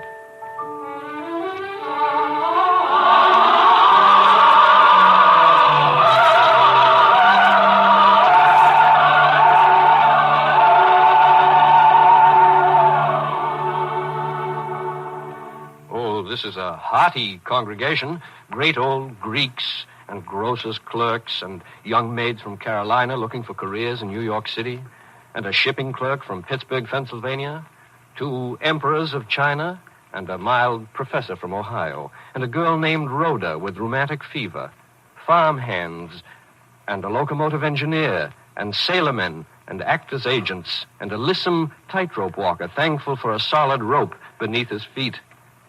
Each is thankful in his fashion and his measure. I, for the earth and weathers, being a farmer, for the sun, which is good, and the rain, which is good, and for the rising before dawn, and the frosty air, and the placid animals, to whom I am the god of feed, the giver of the corn and grain. And I am thankful for the day, which is good, and the night, which is good, and for the hard-won sleeping, which is also good. And I am thankful for the plow in my hand, and the tilling of the land in fall, for crops to be sown in winter, and the tilling of the land in spring, for the Indian corn of summer. I am not thankful for potato bugs or the maize smut, but am for the well-framed orchards and the grafted trees and the gathered harvest. I am thankful for the day which is good. I am thankful for the night which is good. And I am thankful for the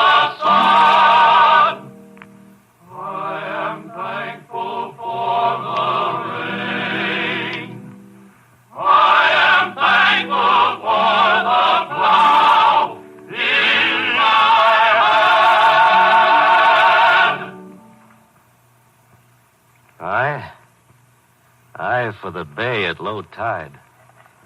I'm an eel fisher and a clam fisher. For the flats at low tide, I guess, and the salty smell.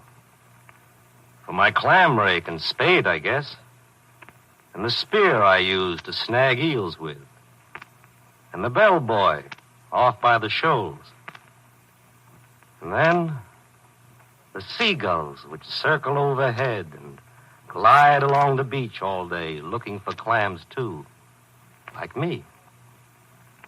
And I like to think sometimes of the thin rim of dried salt on the spit of sand where the last wave breaks when the tide's going out, and of the bright days when the water is blue, and the gray days when the water is gray.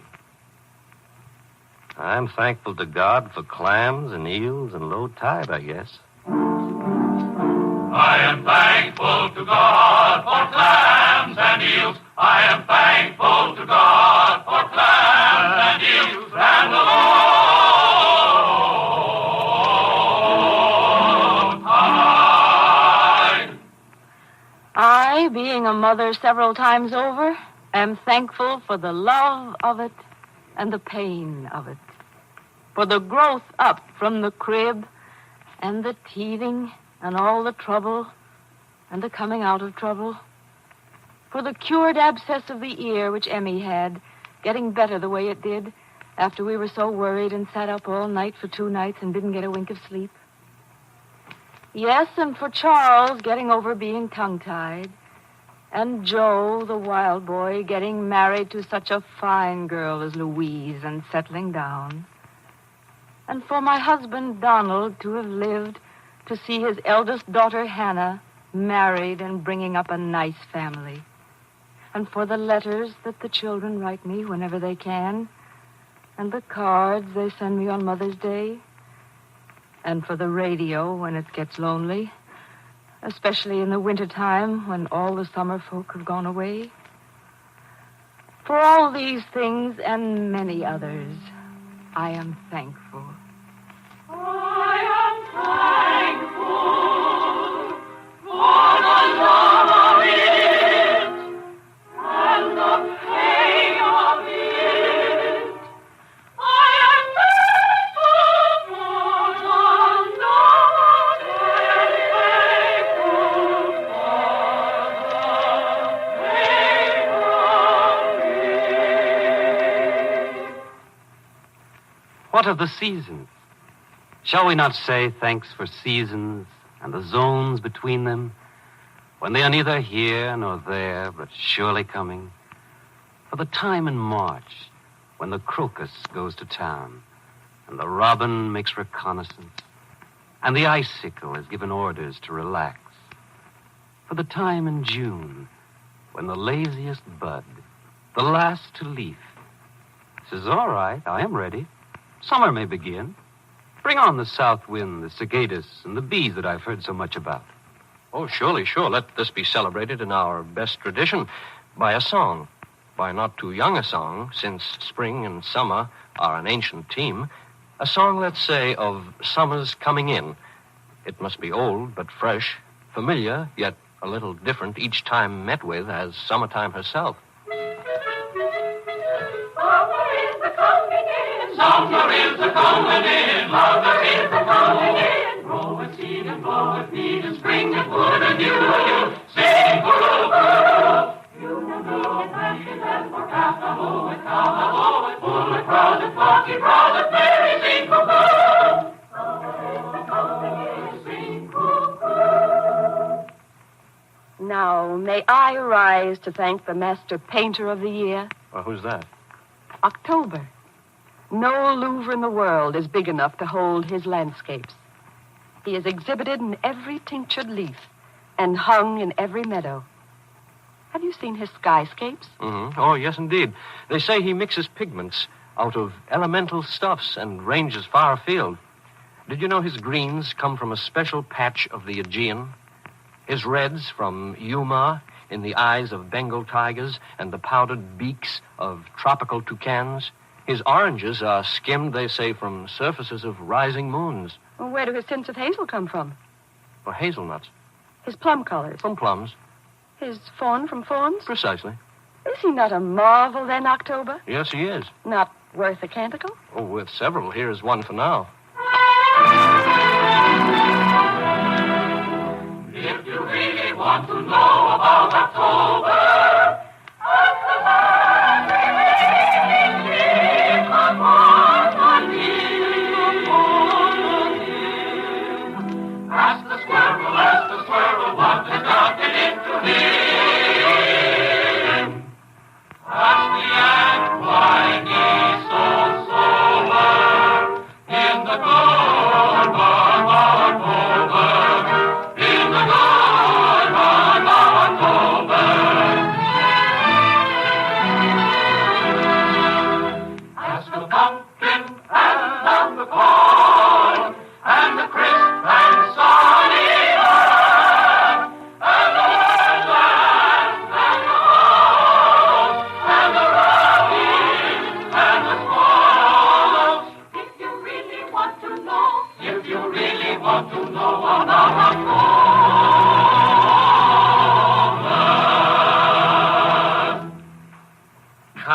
Come, this is mockery, this festive hour. A mockery? How now? This breaking bread while famine grins in every land. This music while the whistling bomb sets pitch for all the sharp-tuned instruments of death. This talk of landscapes when the color of the earth is red and growing redder, and you know it. Are you proposing thanks? Yes, we are. Why, if Satan himself was sitting here among us, he could reasonably proffer thanks to all of our kind for many favors done him and continuing. His horsemen thunder down the ways.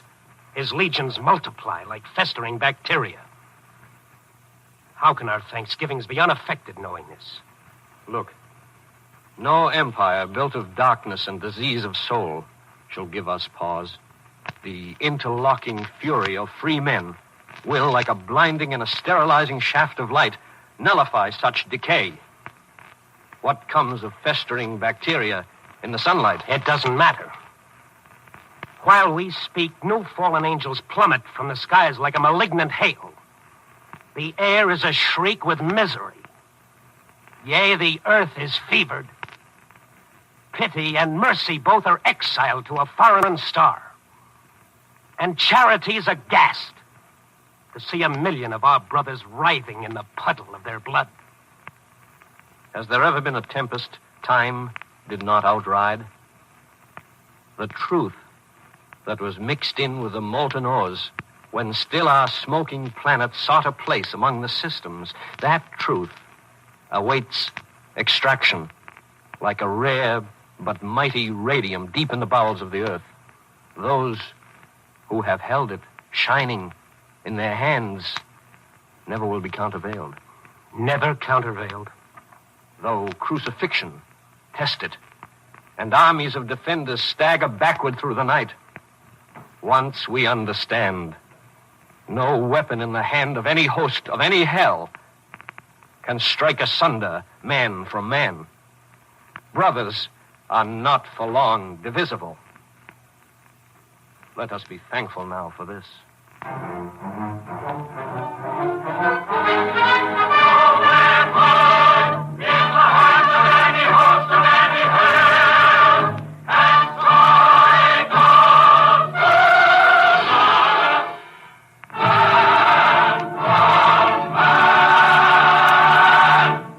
I verify this thing. I who have come a long distance to this table and must go far hence. I verify this thing, that brotherhood is not so wild a dream as those who profit by postponing it pretend. It cannot be that common kindness and a working plan are more bizarre imaginings than that a man should squeeze the world into a room and speak across it casually and be heard. I am a wanderer. Was born in exile as my father was, and as my children will be. I'm of a race which lives in every clime and under every flag except its own. I verify this thing.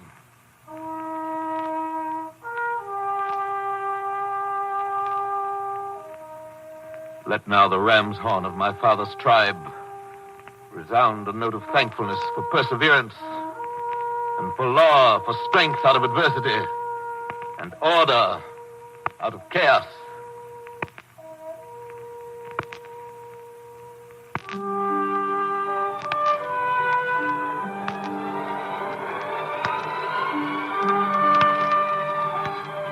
Listen to it.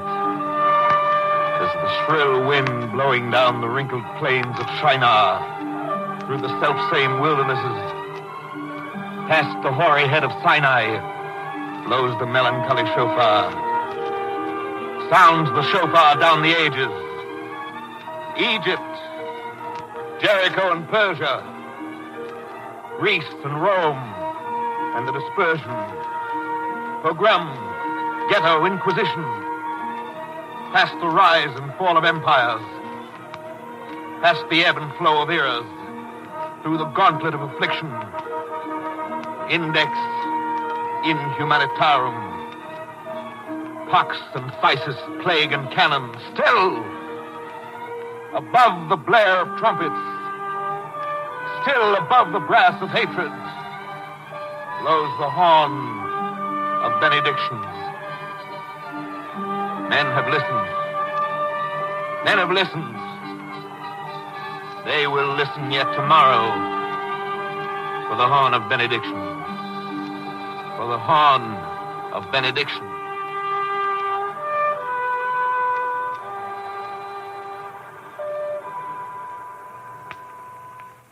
May I speak for a moment, having but a moment left to speak in? I, too, am listening for a horn to blow, one which will call me from this time and place to another time and place. In this, my 92nd year, my eyes grown dim, my hearing poor, sleeping most of the time, the foothills of sleep before I reach the mountains. I am thankful for still, clear memories, both big and little, happy and sorrowful. Of the dress I wore at Lincoln's second inaugural ball. Of meeting Edward on a sleigh ride one December night when the moon was new and Mount Toby lay frozen under stars that seemed so low you could almost touch them. Of the morning Ralph was born.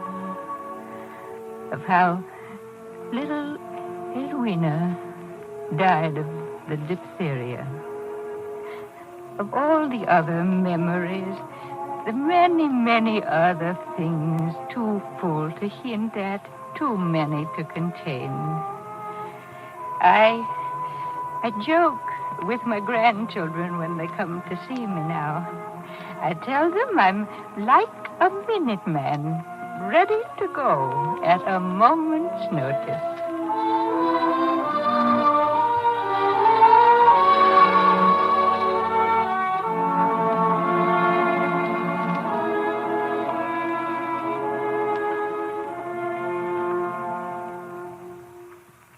Will you pardon my appearance, good friends all? I am but lately risen from the grave, one of 100 who were stood one morning, one bright morning, between a dozen muzzles and a wall. Tonight it rains where we were lowered in the ground, a rain of mid-November falling cold upon the countryside, spreading its sorrows over, cautioning the earth that winter is coming, winter in the bone, and winter in the flesh, and winter on the clean-swept hearthstone. We who are so early quit of this sweet place young and unready for the quiet, loving the tug of the wind and the swaying grass, the pillowing breasts of our beloved, and the laughter of our children, loving the look of the day in the east, but seeing it no more, turned away and face to face with night. We who are solemn with dust upon our lips, whisper now our thankfulness in chorus, that we have been noted, that we shall not be forgotten, that good men, good understanding men, have noted that we shall not be forgotten. For this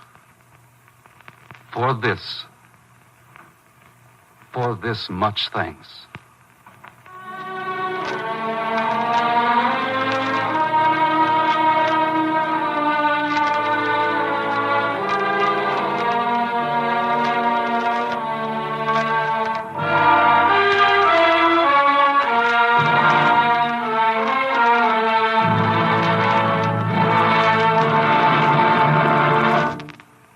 Sons of men, daughters of the mingled lovers of the many tribes who make us what we are. Brothers, sisters by the millions, sitting with us at this table, encircled round us through the far, wide-spreading states. What year this is, we shall not soon forget. Remark it, each of you belonging to it. This year shall skulk among the blackest annals ever.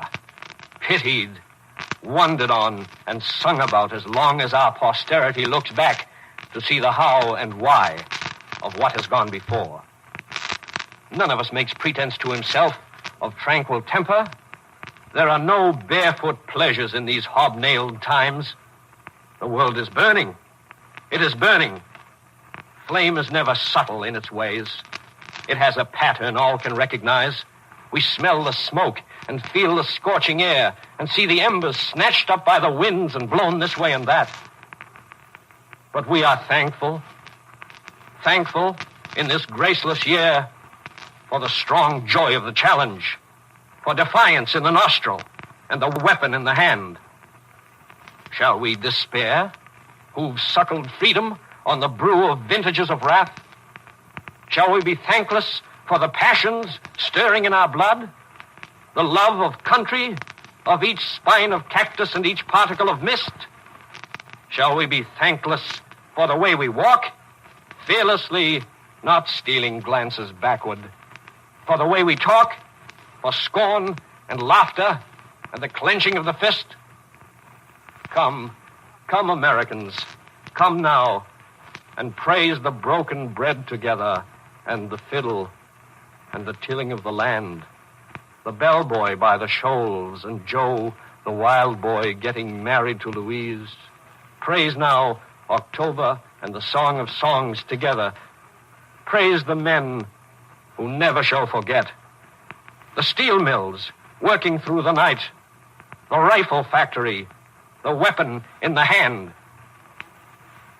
Arise now and give thanks where thanks are due.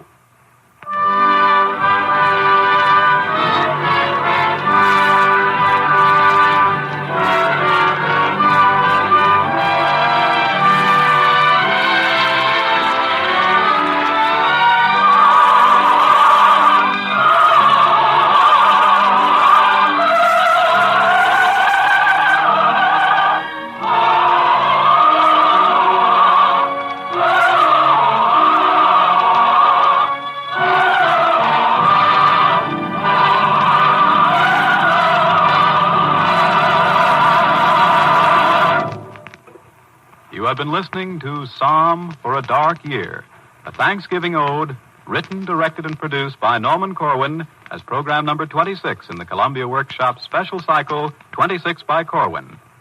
The musical score was composed and conducted by Alexander Semler. The principal narration was done by Mr. Corwin.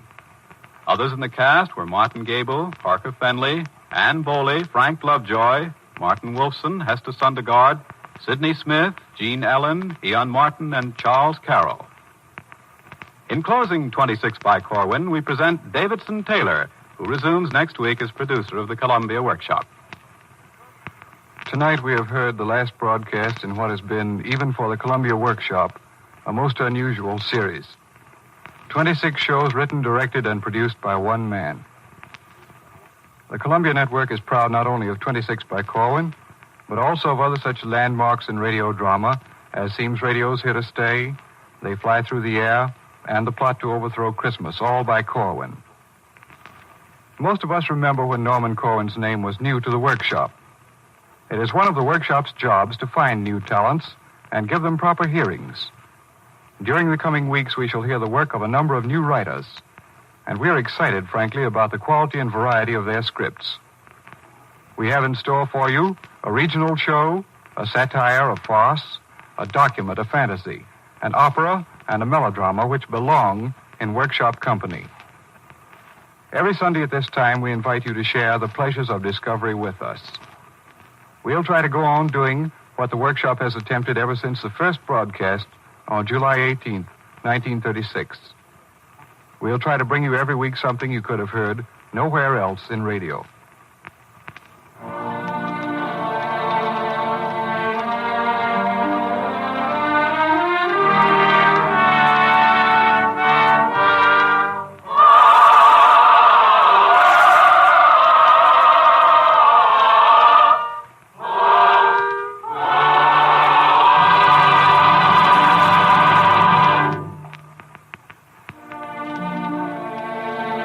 This is the Columbia Broadcasting System.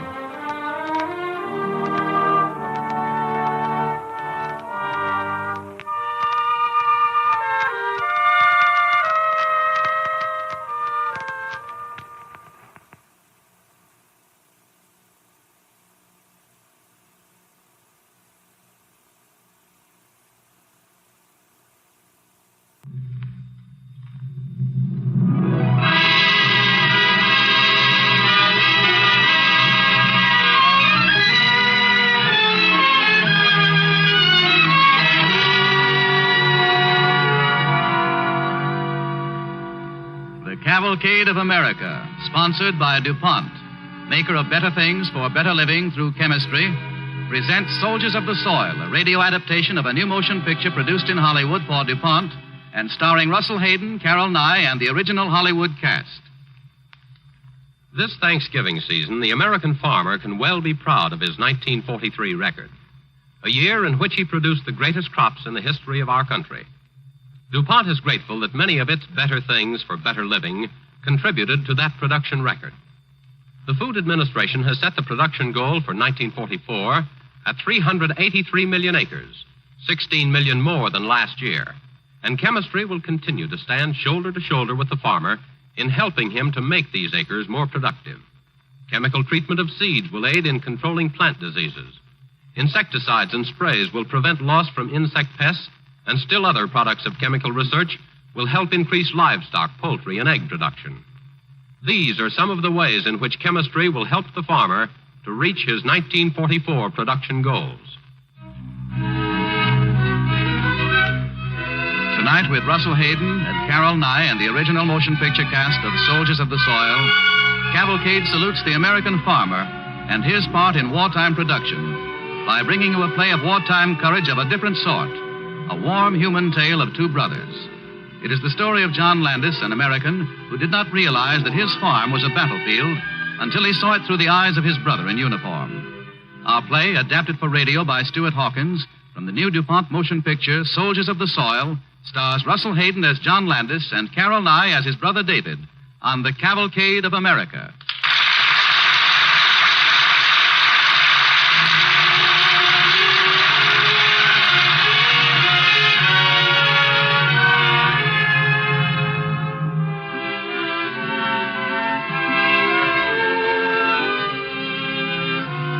The Landis Farm in Jefferson County is like the thousands of other farms that spread across this land of ours.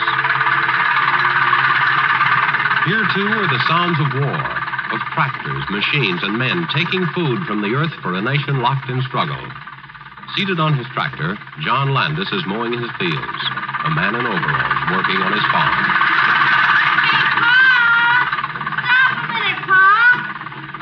I Hi, Joey. What do you want? Can I go swimming, Pal? Swimming? Did you pull that last row of beats like your ma asked you to? Yes, Pa. Okay, son, go ahead. Yippee! Gee, thanks. Joey, Yes? whose car is that that stopped by the house a few minutes ago? Oh, I don't know. I was past the barn already, so I couldn't see. Okay. Go ahead and have your swim, but mind you're back by milking time. Yeah, Pa,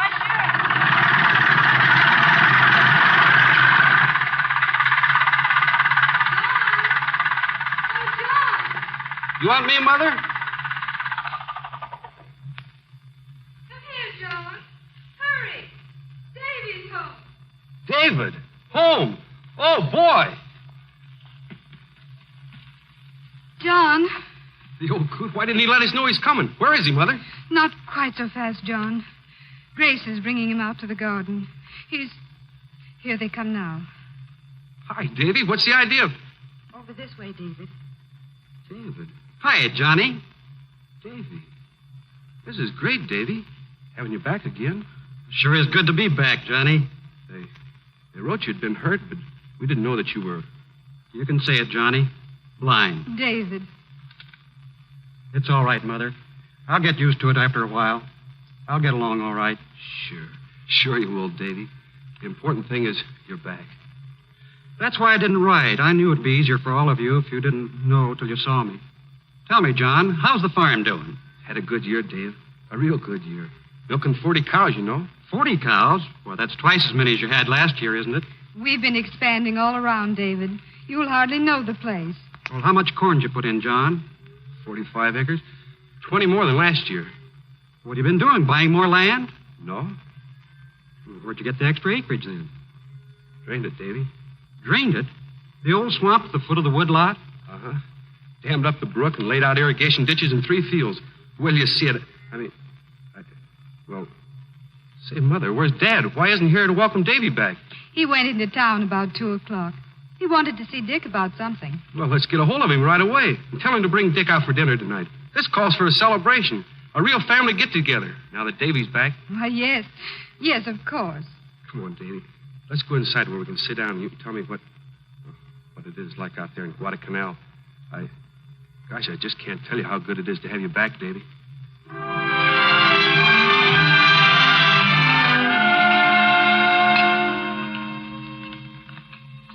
Another piece of pie, John. No thanks, Mother. How about you, Dick? Oh, 2's my limit. Well, pass David's plate. I know he'll have some more. I wish I had room for it, Mother, but I'm full right up to here. You know, I've dreamt about a family meal like this for almost a year. And this was better than any of my dreams. Your mother's cooking hasn't changed since you left, huh, son? Still the best in the world. Guess you got pretty well acquainted with emergency rations out there, didn't you, Dave? I'll say. They're all right, too, Dick, when you haven't got anything else. A lot better than we had in the last war, I'll bet. I can still remember how Dick, do you have to bring up 1918 again? We're going through one war. Why drag up another? Huh. Sorry, John. I was thinking how much better they do things today. Uncle David, Yes, Joey? do you remember Bougie? That funny little pup of yours? Sure. Well, she ain't a pup anymore. She just had puppies of her own, 6 of them. Well, what do you know? If you'll come out in the barn, I'll show them to you. Now, Joey, you mustn't bother your uncle. I'm sorry, David, but he'll wear you out if you give him half a chance. Well, matter of fact, I'd like to go out and get reacquainted with Bougie. Well, come on then. Here, take hold of my hand. Okay, Joey. You suppose Bougie will remember me? Oh, sure she will. And the puppies are awful cute. Wait till you see them. They feel awful cute, too, Uncle David. I'll bet they do. John, dear, we must tell Joey to be more careful what he says. I wouldn't worry about it, Grace. David understands. Sure he does. You gotta hand it to David. He's taking this mighty well. Well, how else do you expect him to take it, Dick? You don't have to snap at me every time I open my mouth, John. Well, you men go into the other room while Grace and I clean up. Oh, yes. Yes, go ahead. That was a swell dinner, I'll man. stand Got over some here. cigars in the other room. Wait a minute. I've got something I want to say to you all. I'm enlisting in the Marines. John. You're what? I'm going to enlist. I can't stay here doing nothing. Not after what they did to David. But you can't go. We need you here, son. My mind's made up. I've got to go. Well, you'll have to get someone to help you with the farm, Dad. I can't find anyone to take your place, John. Good hands are mighty scarce now. Besides, you are this farm. You're what makes it go. Yes, John. Your father's not strong enough to run it alone. You know he isn't. I tell you, I can't stay here any longer. Now, wait a minute, John. I know how you feel, but your draft boarding was where you can be most useful. That's right, son. Everybody can't fight. Your place is here. Not for me, it isn't. All my life, I've been the one who had to stay here. This time I'm going. Nothing any one of you can say is going to stop me. Now, don't fly off the handle. Be reasonable about it. Reasonable. You can talk, Dick. You're old enough in the last war. You've given your business to work in a war plant. You're doing your part. You can feel good about it. But how do you think I feel? John. Every time I go into town, I see people looking at me. Old man Jackson, who's 3 sons in the Navy, and Mrs. Elridge with her... Oh, but John, these people have nothing against you. Oh, I know how Mrs. Elridge thinks about me. John, everybody knows that Mrs. Elridge's son, Tom, was reported missing after that air raid, but she doesn't hold it against anybody. Yes, but the way she looks at me, and even little Joey, my own son, he tried to hide it, but he's ashamed of me. Oh, John, dear, he isn't. Yes, he is, Grace. You saw him fingering David's uniform and looking at his medals. Well, of course he did, darling. But Joey's not... Anyhow, the big reason is David. This afternoon, the minute I saw him, I knew I had to go. Every time I looked at David for the rest of my life, I'd hate myself for taking the easiest way out, staying on here when I ought to be out there where he was. So I'm going. But, John... Going out to the barn. A couple of things I didn't quite finish doing before dinner. John sure feels it mighty bad, what's happened to David. Grace, you better go after him. Yes, I think maybe I had. John? Oh, John. Yes, Grace? John, I just thought maybe I could help you. I'll manage all right, Grace. I wanted to be sure you could get away to go to church with the rest of us tomorrow. Church? Yes, they've asked David to speak. Oh. About the war and all. I don't see how I can go, Grace. Now, John, it's not because you're... Of course not, Grace.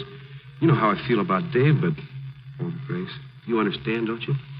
Well, I'm trying awfully hard to, anyhow. I'm sorry I sort of sprung it on you so quick just now. I should have told you first, I guess, but it just wouldn't stand inside of me any longer. I know. You were the only one who didn't say anything, Grace. Well, there wasn't much to say, John. No woman wants to see her husband go, but I wouldn't want you to stay if you don't think it's right. Thanks, Grace. But, John, you will try to come to church tomorrow. We're all going over together with the Jacksons and the Eldridges. The Eldridges? Oh, now, John, please don't feel that way. I just can't help it, Grace.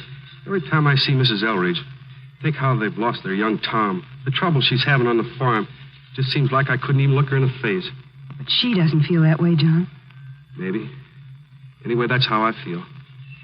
No, Grace. I'm not going to church tomorrow.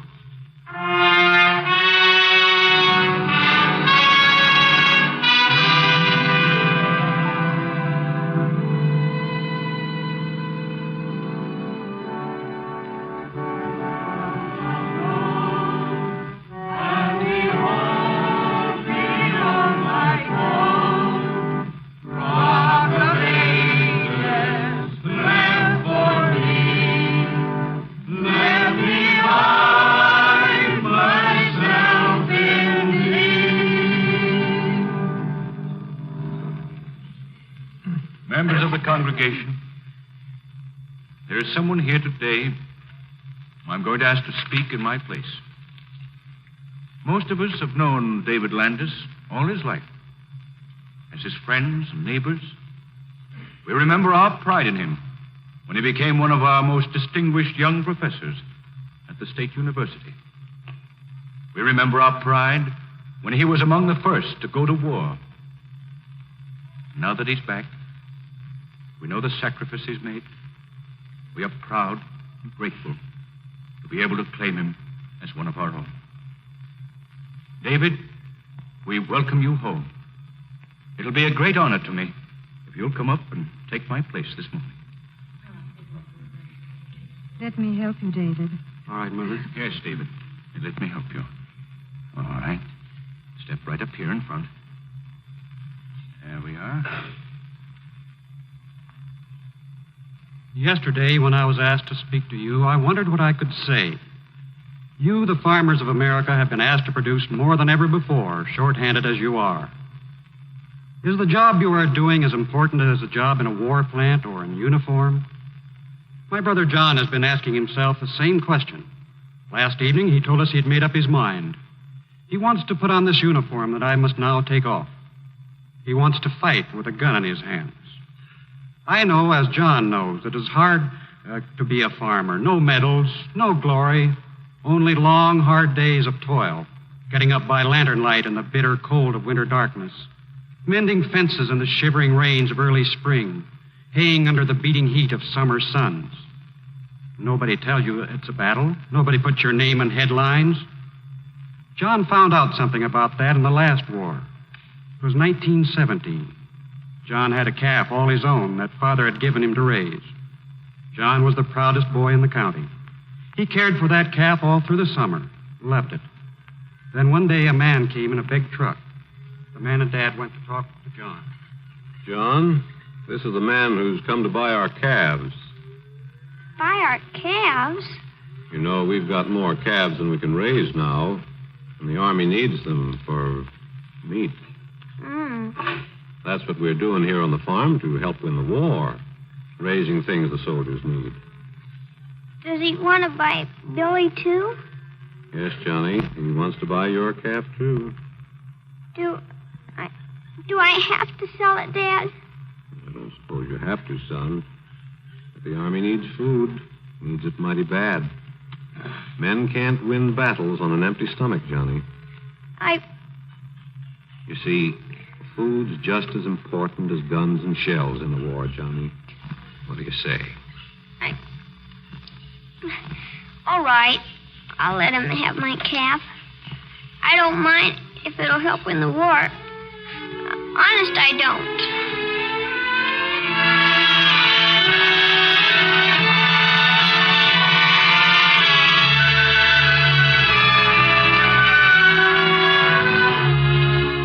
You are listening to the Cavalcade of America, sponsored by DuPont, maker of better things for better living through chemistry, presenting Russell Hayden and Carol Nye in Soldiers of the Soil.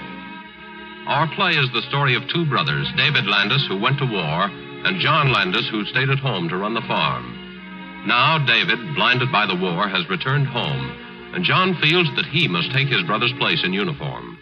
The family and the neighbors, the Eldridges, have gathered in church to hear David's story of the war. John, self-conscious and sensitive because he thinks his neighbors and friends are critical of him for not being in the service, did not want to come to church. Now, as our play continues, we find that John, because of his love for his brother, has slipped quietly into the back of the church. He listens as David is speaking. Yes, I know that all of you farmers are troubled with grave doubts. You wonder if you should shoulder a gun. It takes a strong, brave man to stand his ground in the front line of this other battle, this battle of the soil. It took a good man to stand his ground when the dust rolled year after year in clouds that billowed like a tropic storm, piled like drifting snow along the fence posts and across the fields, or when the sky was bright and empty day after day, week after week, and the green spring crops turned brown, withering and dying for a little rain. I remember those days, too, and how the farmers would look out across their fields, hope dying in their eyes. Sam, Yes, Mother. maybe we ought to give up the farm. Look at those fields, scorched and burned. They won't even be worth harvesting. Yes, maybe we should sell the place. I know how hard it's been for you, Sam. I've hated to see what it's done to you. Oh, the worst has been for you and the boys. I've thought about the boys a lot, too, Sam. I'd hate to do it, though, Ellen. I'm a farmer. My feet have always been in the furrow. That's where they belong. Hello, Dad. Mother. Did I bust in on something? No, we were just talking. Must have been something pretty serious, the way you both look. John, we were talking about leaving the farm. Leaving the farm? There's another crop gone this year, John. Unless we get rain in the next few days. It's been awfully hard for you and David. We know that. Is it us you're thinking about, Dad? Is that why you're thinking of leaving the farm? I don't want to see you boys go through what I've gone through. But no matter what you've gone through, you'd never leave this farm on your own account, would you, Dad? Well, I wouldn't want to. But if I thought it was best, I'd... You stop worrying then, Dad. We'll be all right. You and Mother have had this farm too long to leave it now, for anybody. Oh, John. We'll just work a little harder next year, that's all. This land is good land, and it's ours. And I know you want to fight to keep it good and keep it ours. And that's what we're going to do.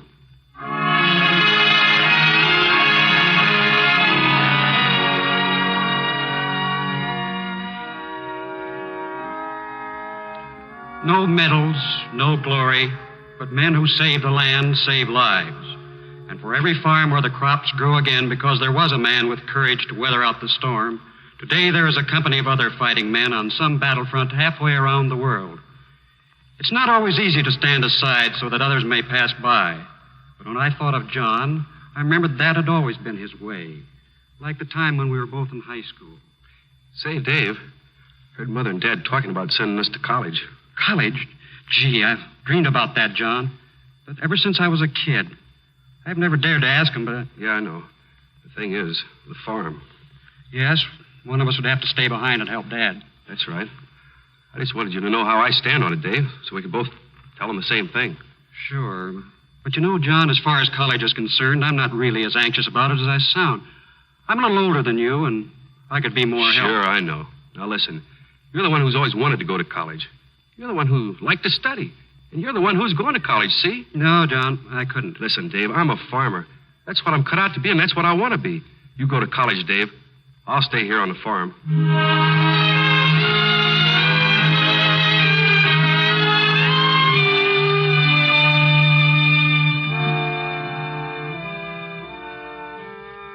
That was John. That had always been his way.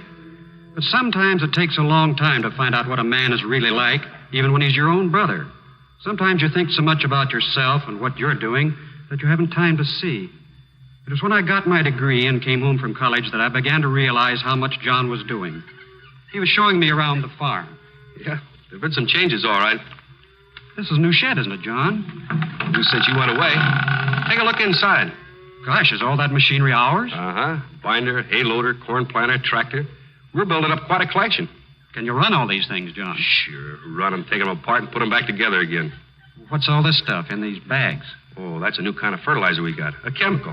Puts nitrogen back in the soil. You should see the difference in the crops we get now. I guess it's not only the farm that's changed since I went away, is it, John? No, farm has changed a lot, too, lately. What's that machine? I've never seen anything like that before anywhere. Well, that's a seed treater. We disinfect the seed with a chemical before planting. Helps prevent any seed decay. John, where'd you learn all this? Oh, county agent. Courses from the State Agriculture College. You know, all these years I thought I was the one getting the education. I wish I knew half as much as you know now.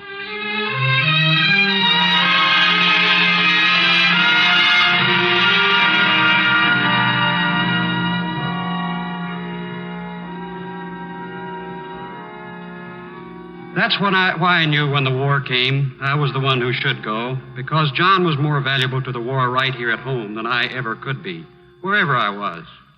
He still is.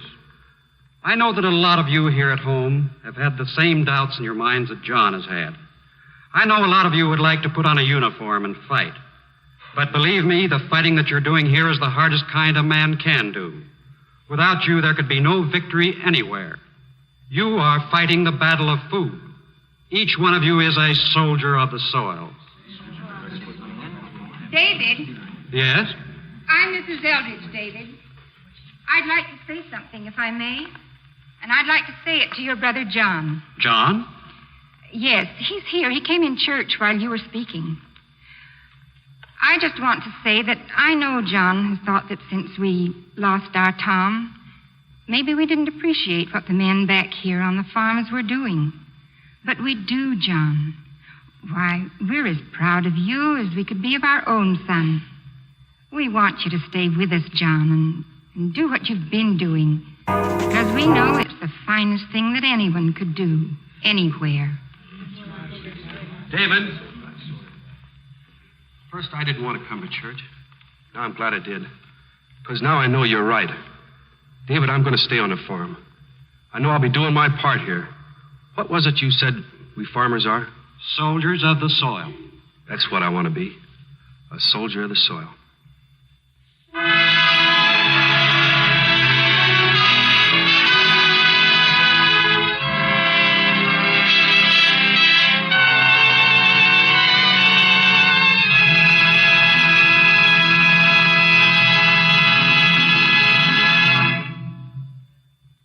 Our thanks to Russell Hayden and Carol Nye and to the others in our cast for this tribute to the magnificent achievement of America's farmers.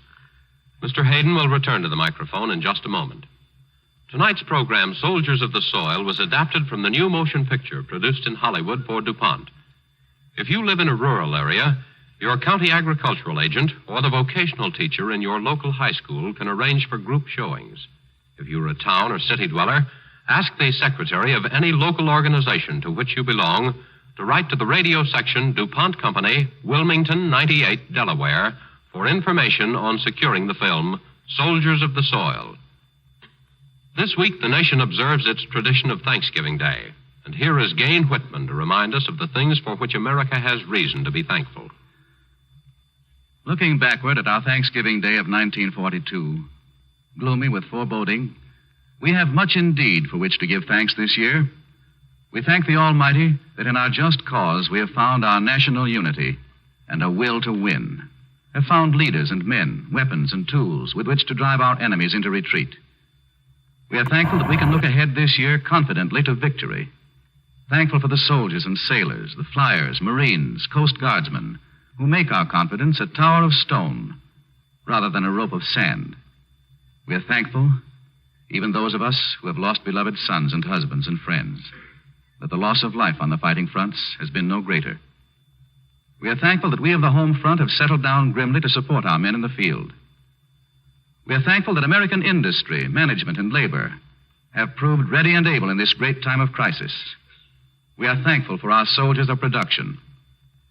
We are thankful that American farmers, working under almost insuperable difficulties, lacking labor and machines, have managed nevertheless to feed us and our valiant allies. We are thankful for the abundance the farmers have given the United Nations this year. May we, as our president urges in his Thanksgiving proclamation, resolve to share and play square with food. Yes, we must resolve to share and play square with the food which is produced by our soldiers of the soil.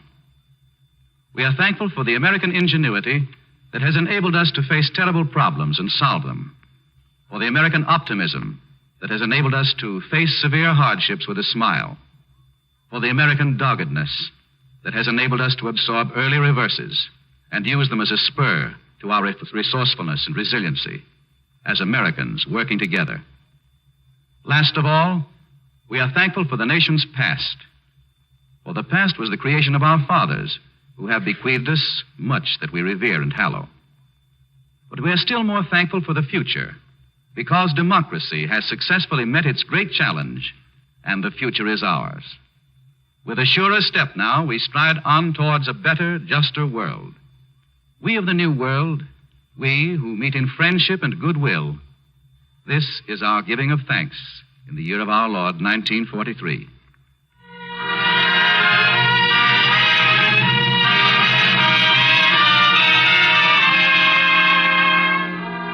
Here's a timely tip to motorists from DuPont. Don't let a sudden freeze catch your motor without winter protection.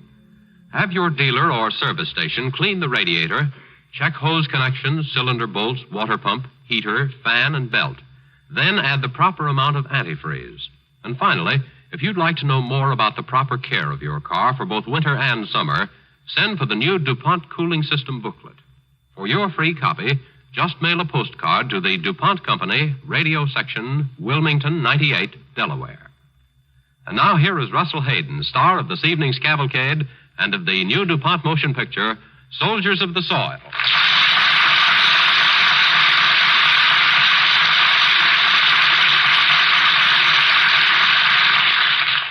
Thank you very much. It's been an inspiration to pay tribute to all the farmers in America in this evening's program. To all those soldiers of the soil who, by the sweat of their brow and the labor of their hands, are providing food without which victory would be impossible. We hope you like this evening's play and that you will have an opportunity to see the picture soon. Thank you.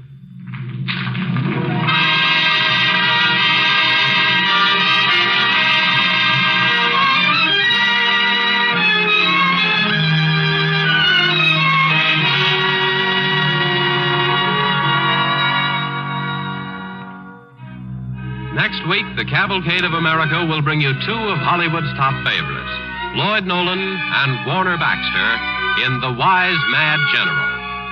our play tells of one of the most dramatic moments in American history, when 11 regiments of American soldiers, angry, resentful, came to a fork in the road. Would they go over to the enemy, or would the people on the home front give them the clothes and food and ammunition they must have to go on fighting for freedom?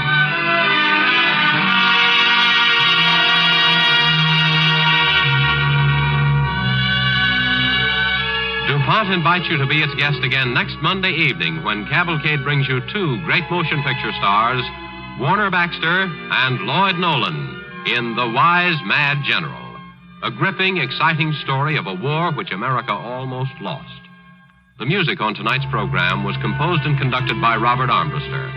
This is James Bannon sending best wishes from Calvacade sponsor, the DuPont Company of Wilmington, Delaware.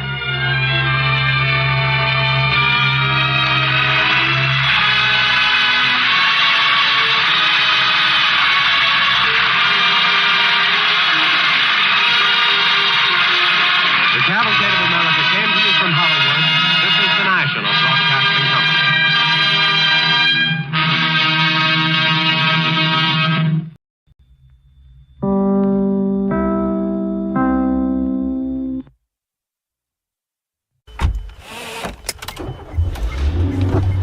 Mama, what does the chicken say? Chicken. Oh, okay. And wolf? Oh, a wolf. Ooh! What about the tiny dog? Cat? Owl? Dolphin? What does the turkey say? Whale? Whale sound. Do the giraffe. Giraffe, really? Okay. Giraffe. You're not going to get it all right. Just make sure you nail the big stuff, like making sure your kids are buckled correctly in the right seat for their age and size. Get it right. Visit NHTSA.gov/the right seat. Brought to you by the National Highway Traffic Safety Administration and the Ad Council. Hey, wouldn't it be great if life came with a remote control? You know, you could hit pause when you needed to, or hit rewind. Like that time you knocked down that wasp's nest. Uh-oh. Or that time you forgot to roll up your windows in the car wash. Fantastic. Yeah, a remote control would have come in handy then. Well, life doesn't always give you time to change the outcome, but prediabetes does. With early diagnosis and a few healthy changes like managing your weight, getting active, stopping smoking, and eating healthier, you can stop prediabetes before it leads to type 2 diabetes. It's easy to learn your risk. Take the 1-minute test today at doihaveprediabetes.org. Life doesn't come with a remote control. Yikes! So you're on your own with the wasps.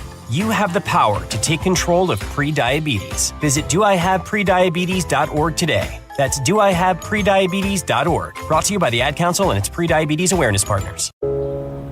I'm the threat that's already inside the house. In the closet, under the bed, in the car. But I don't want your money or your TV. I can't be scared away or negotiated with.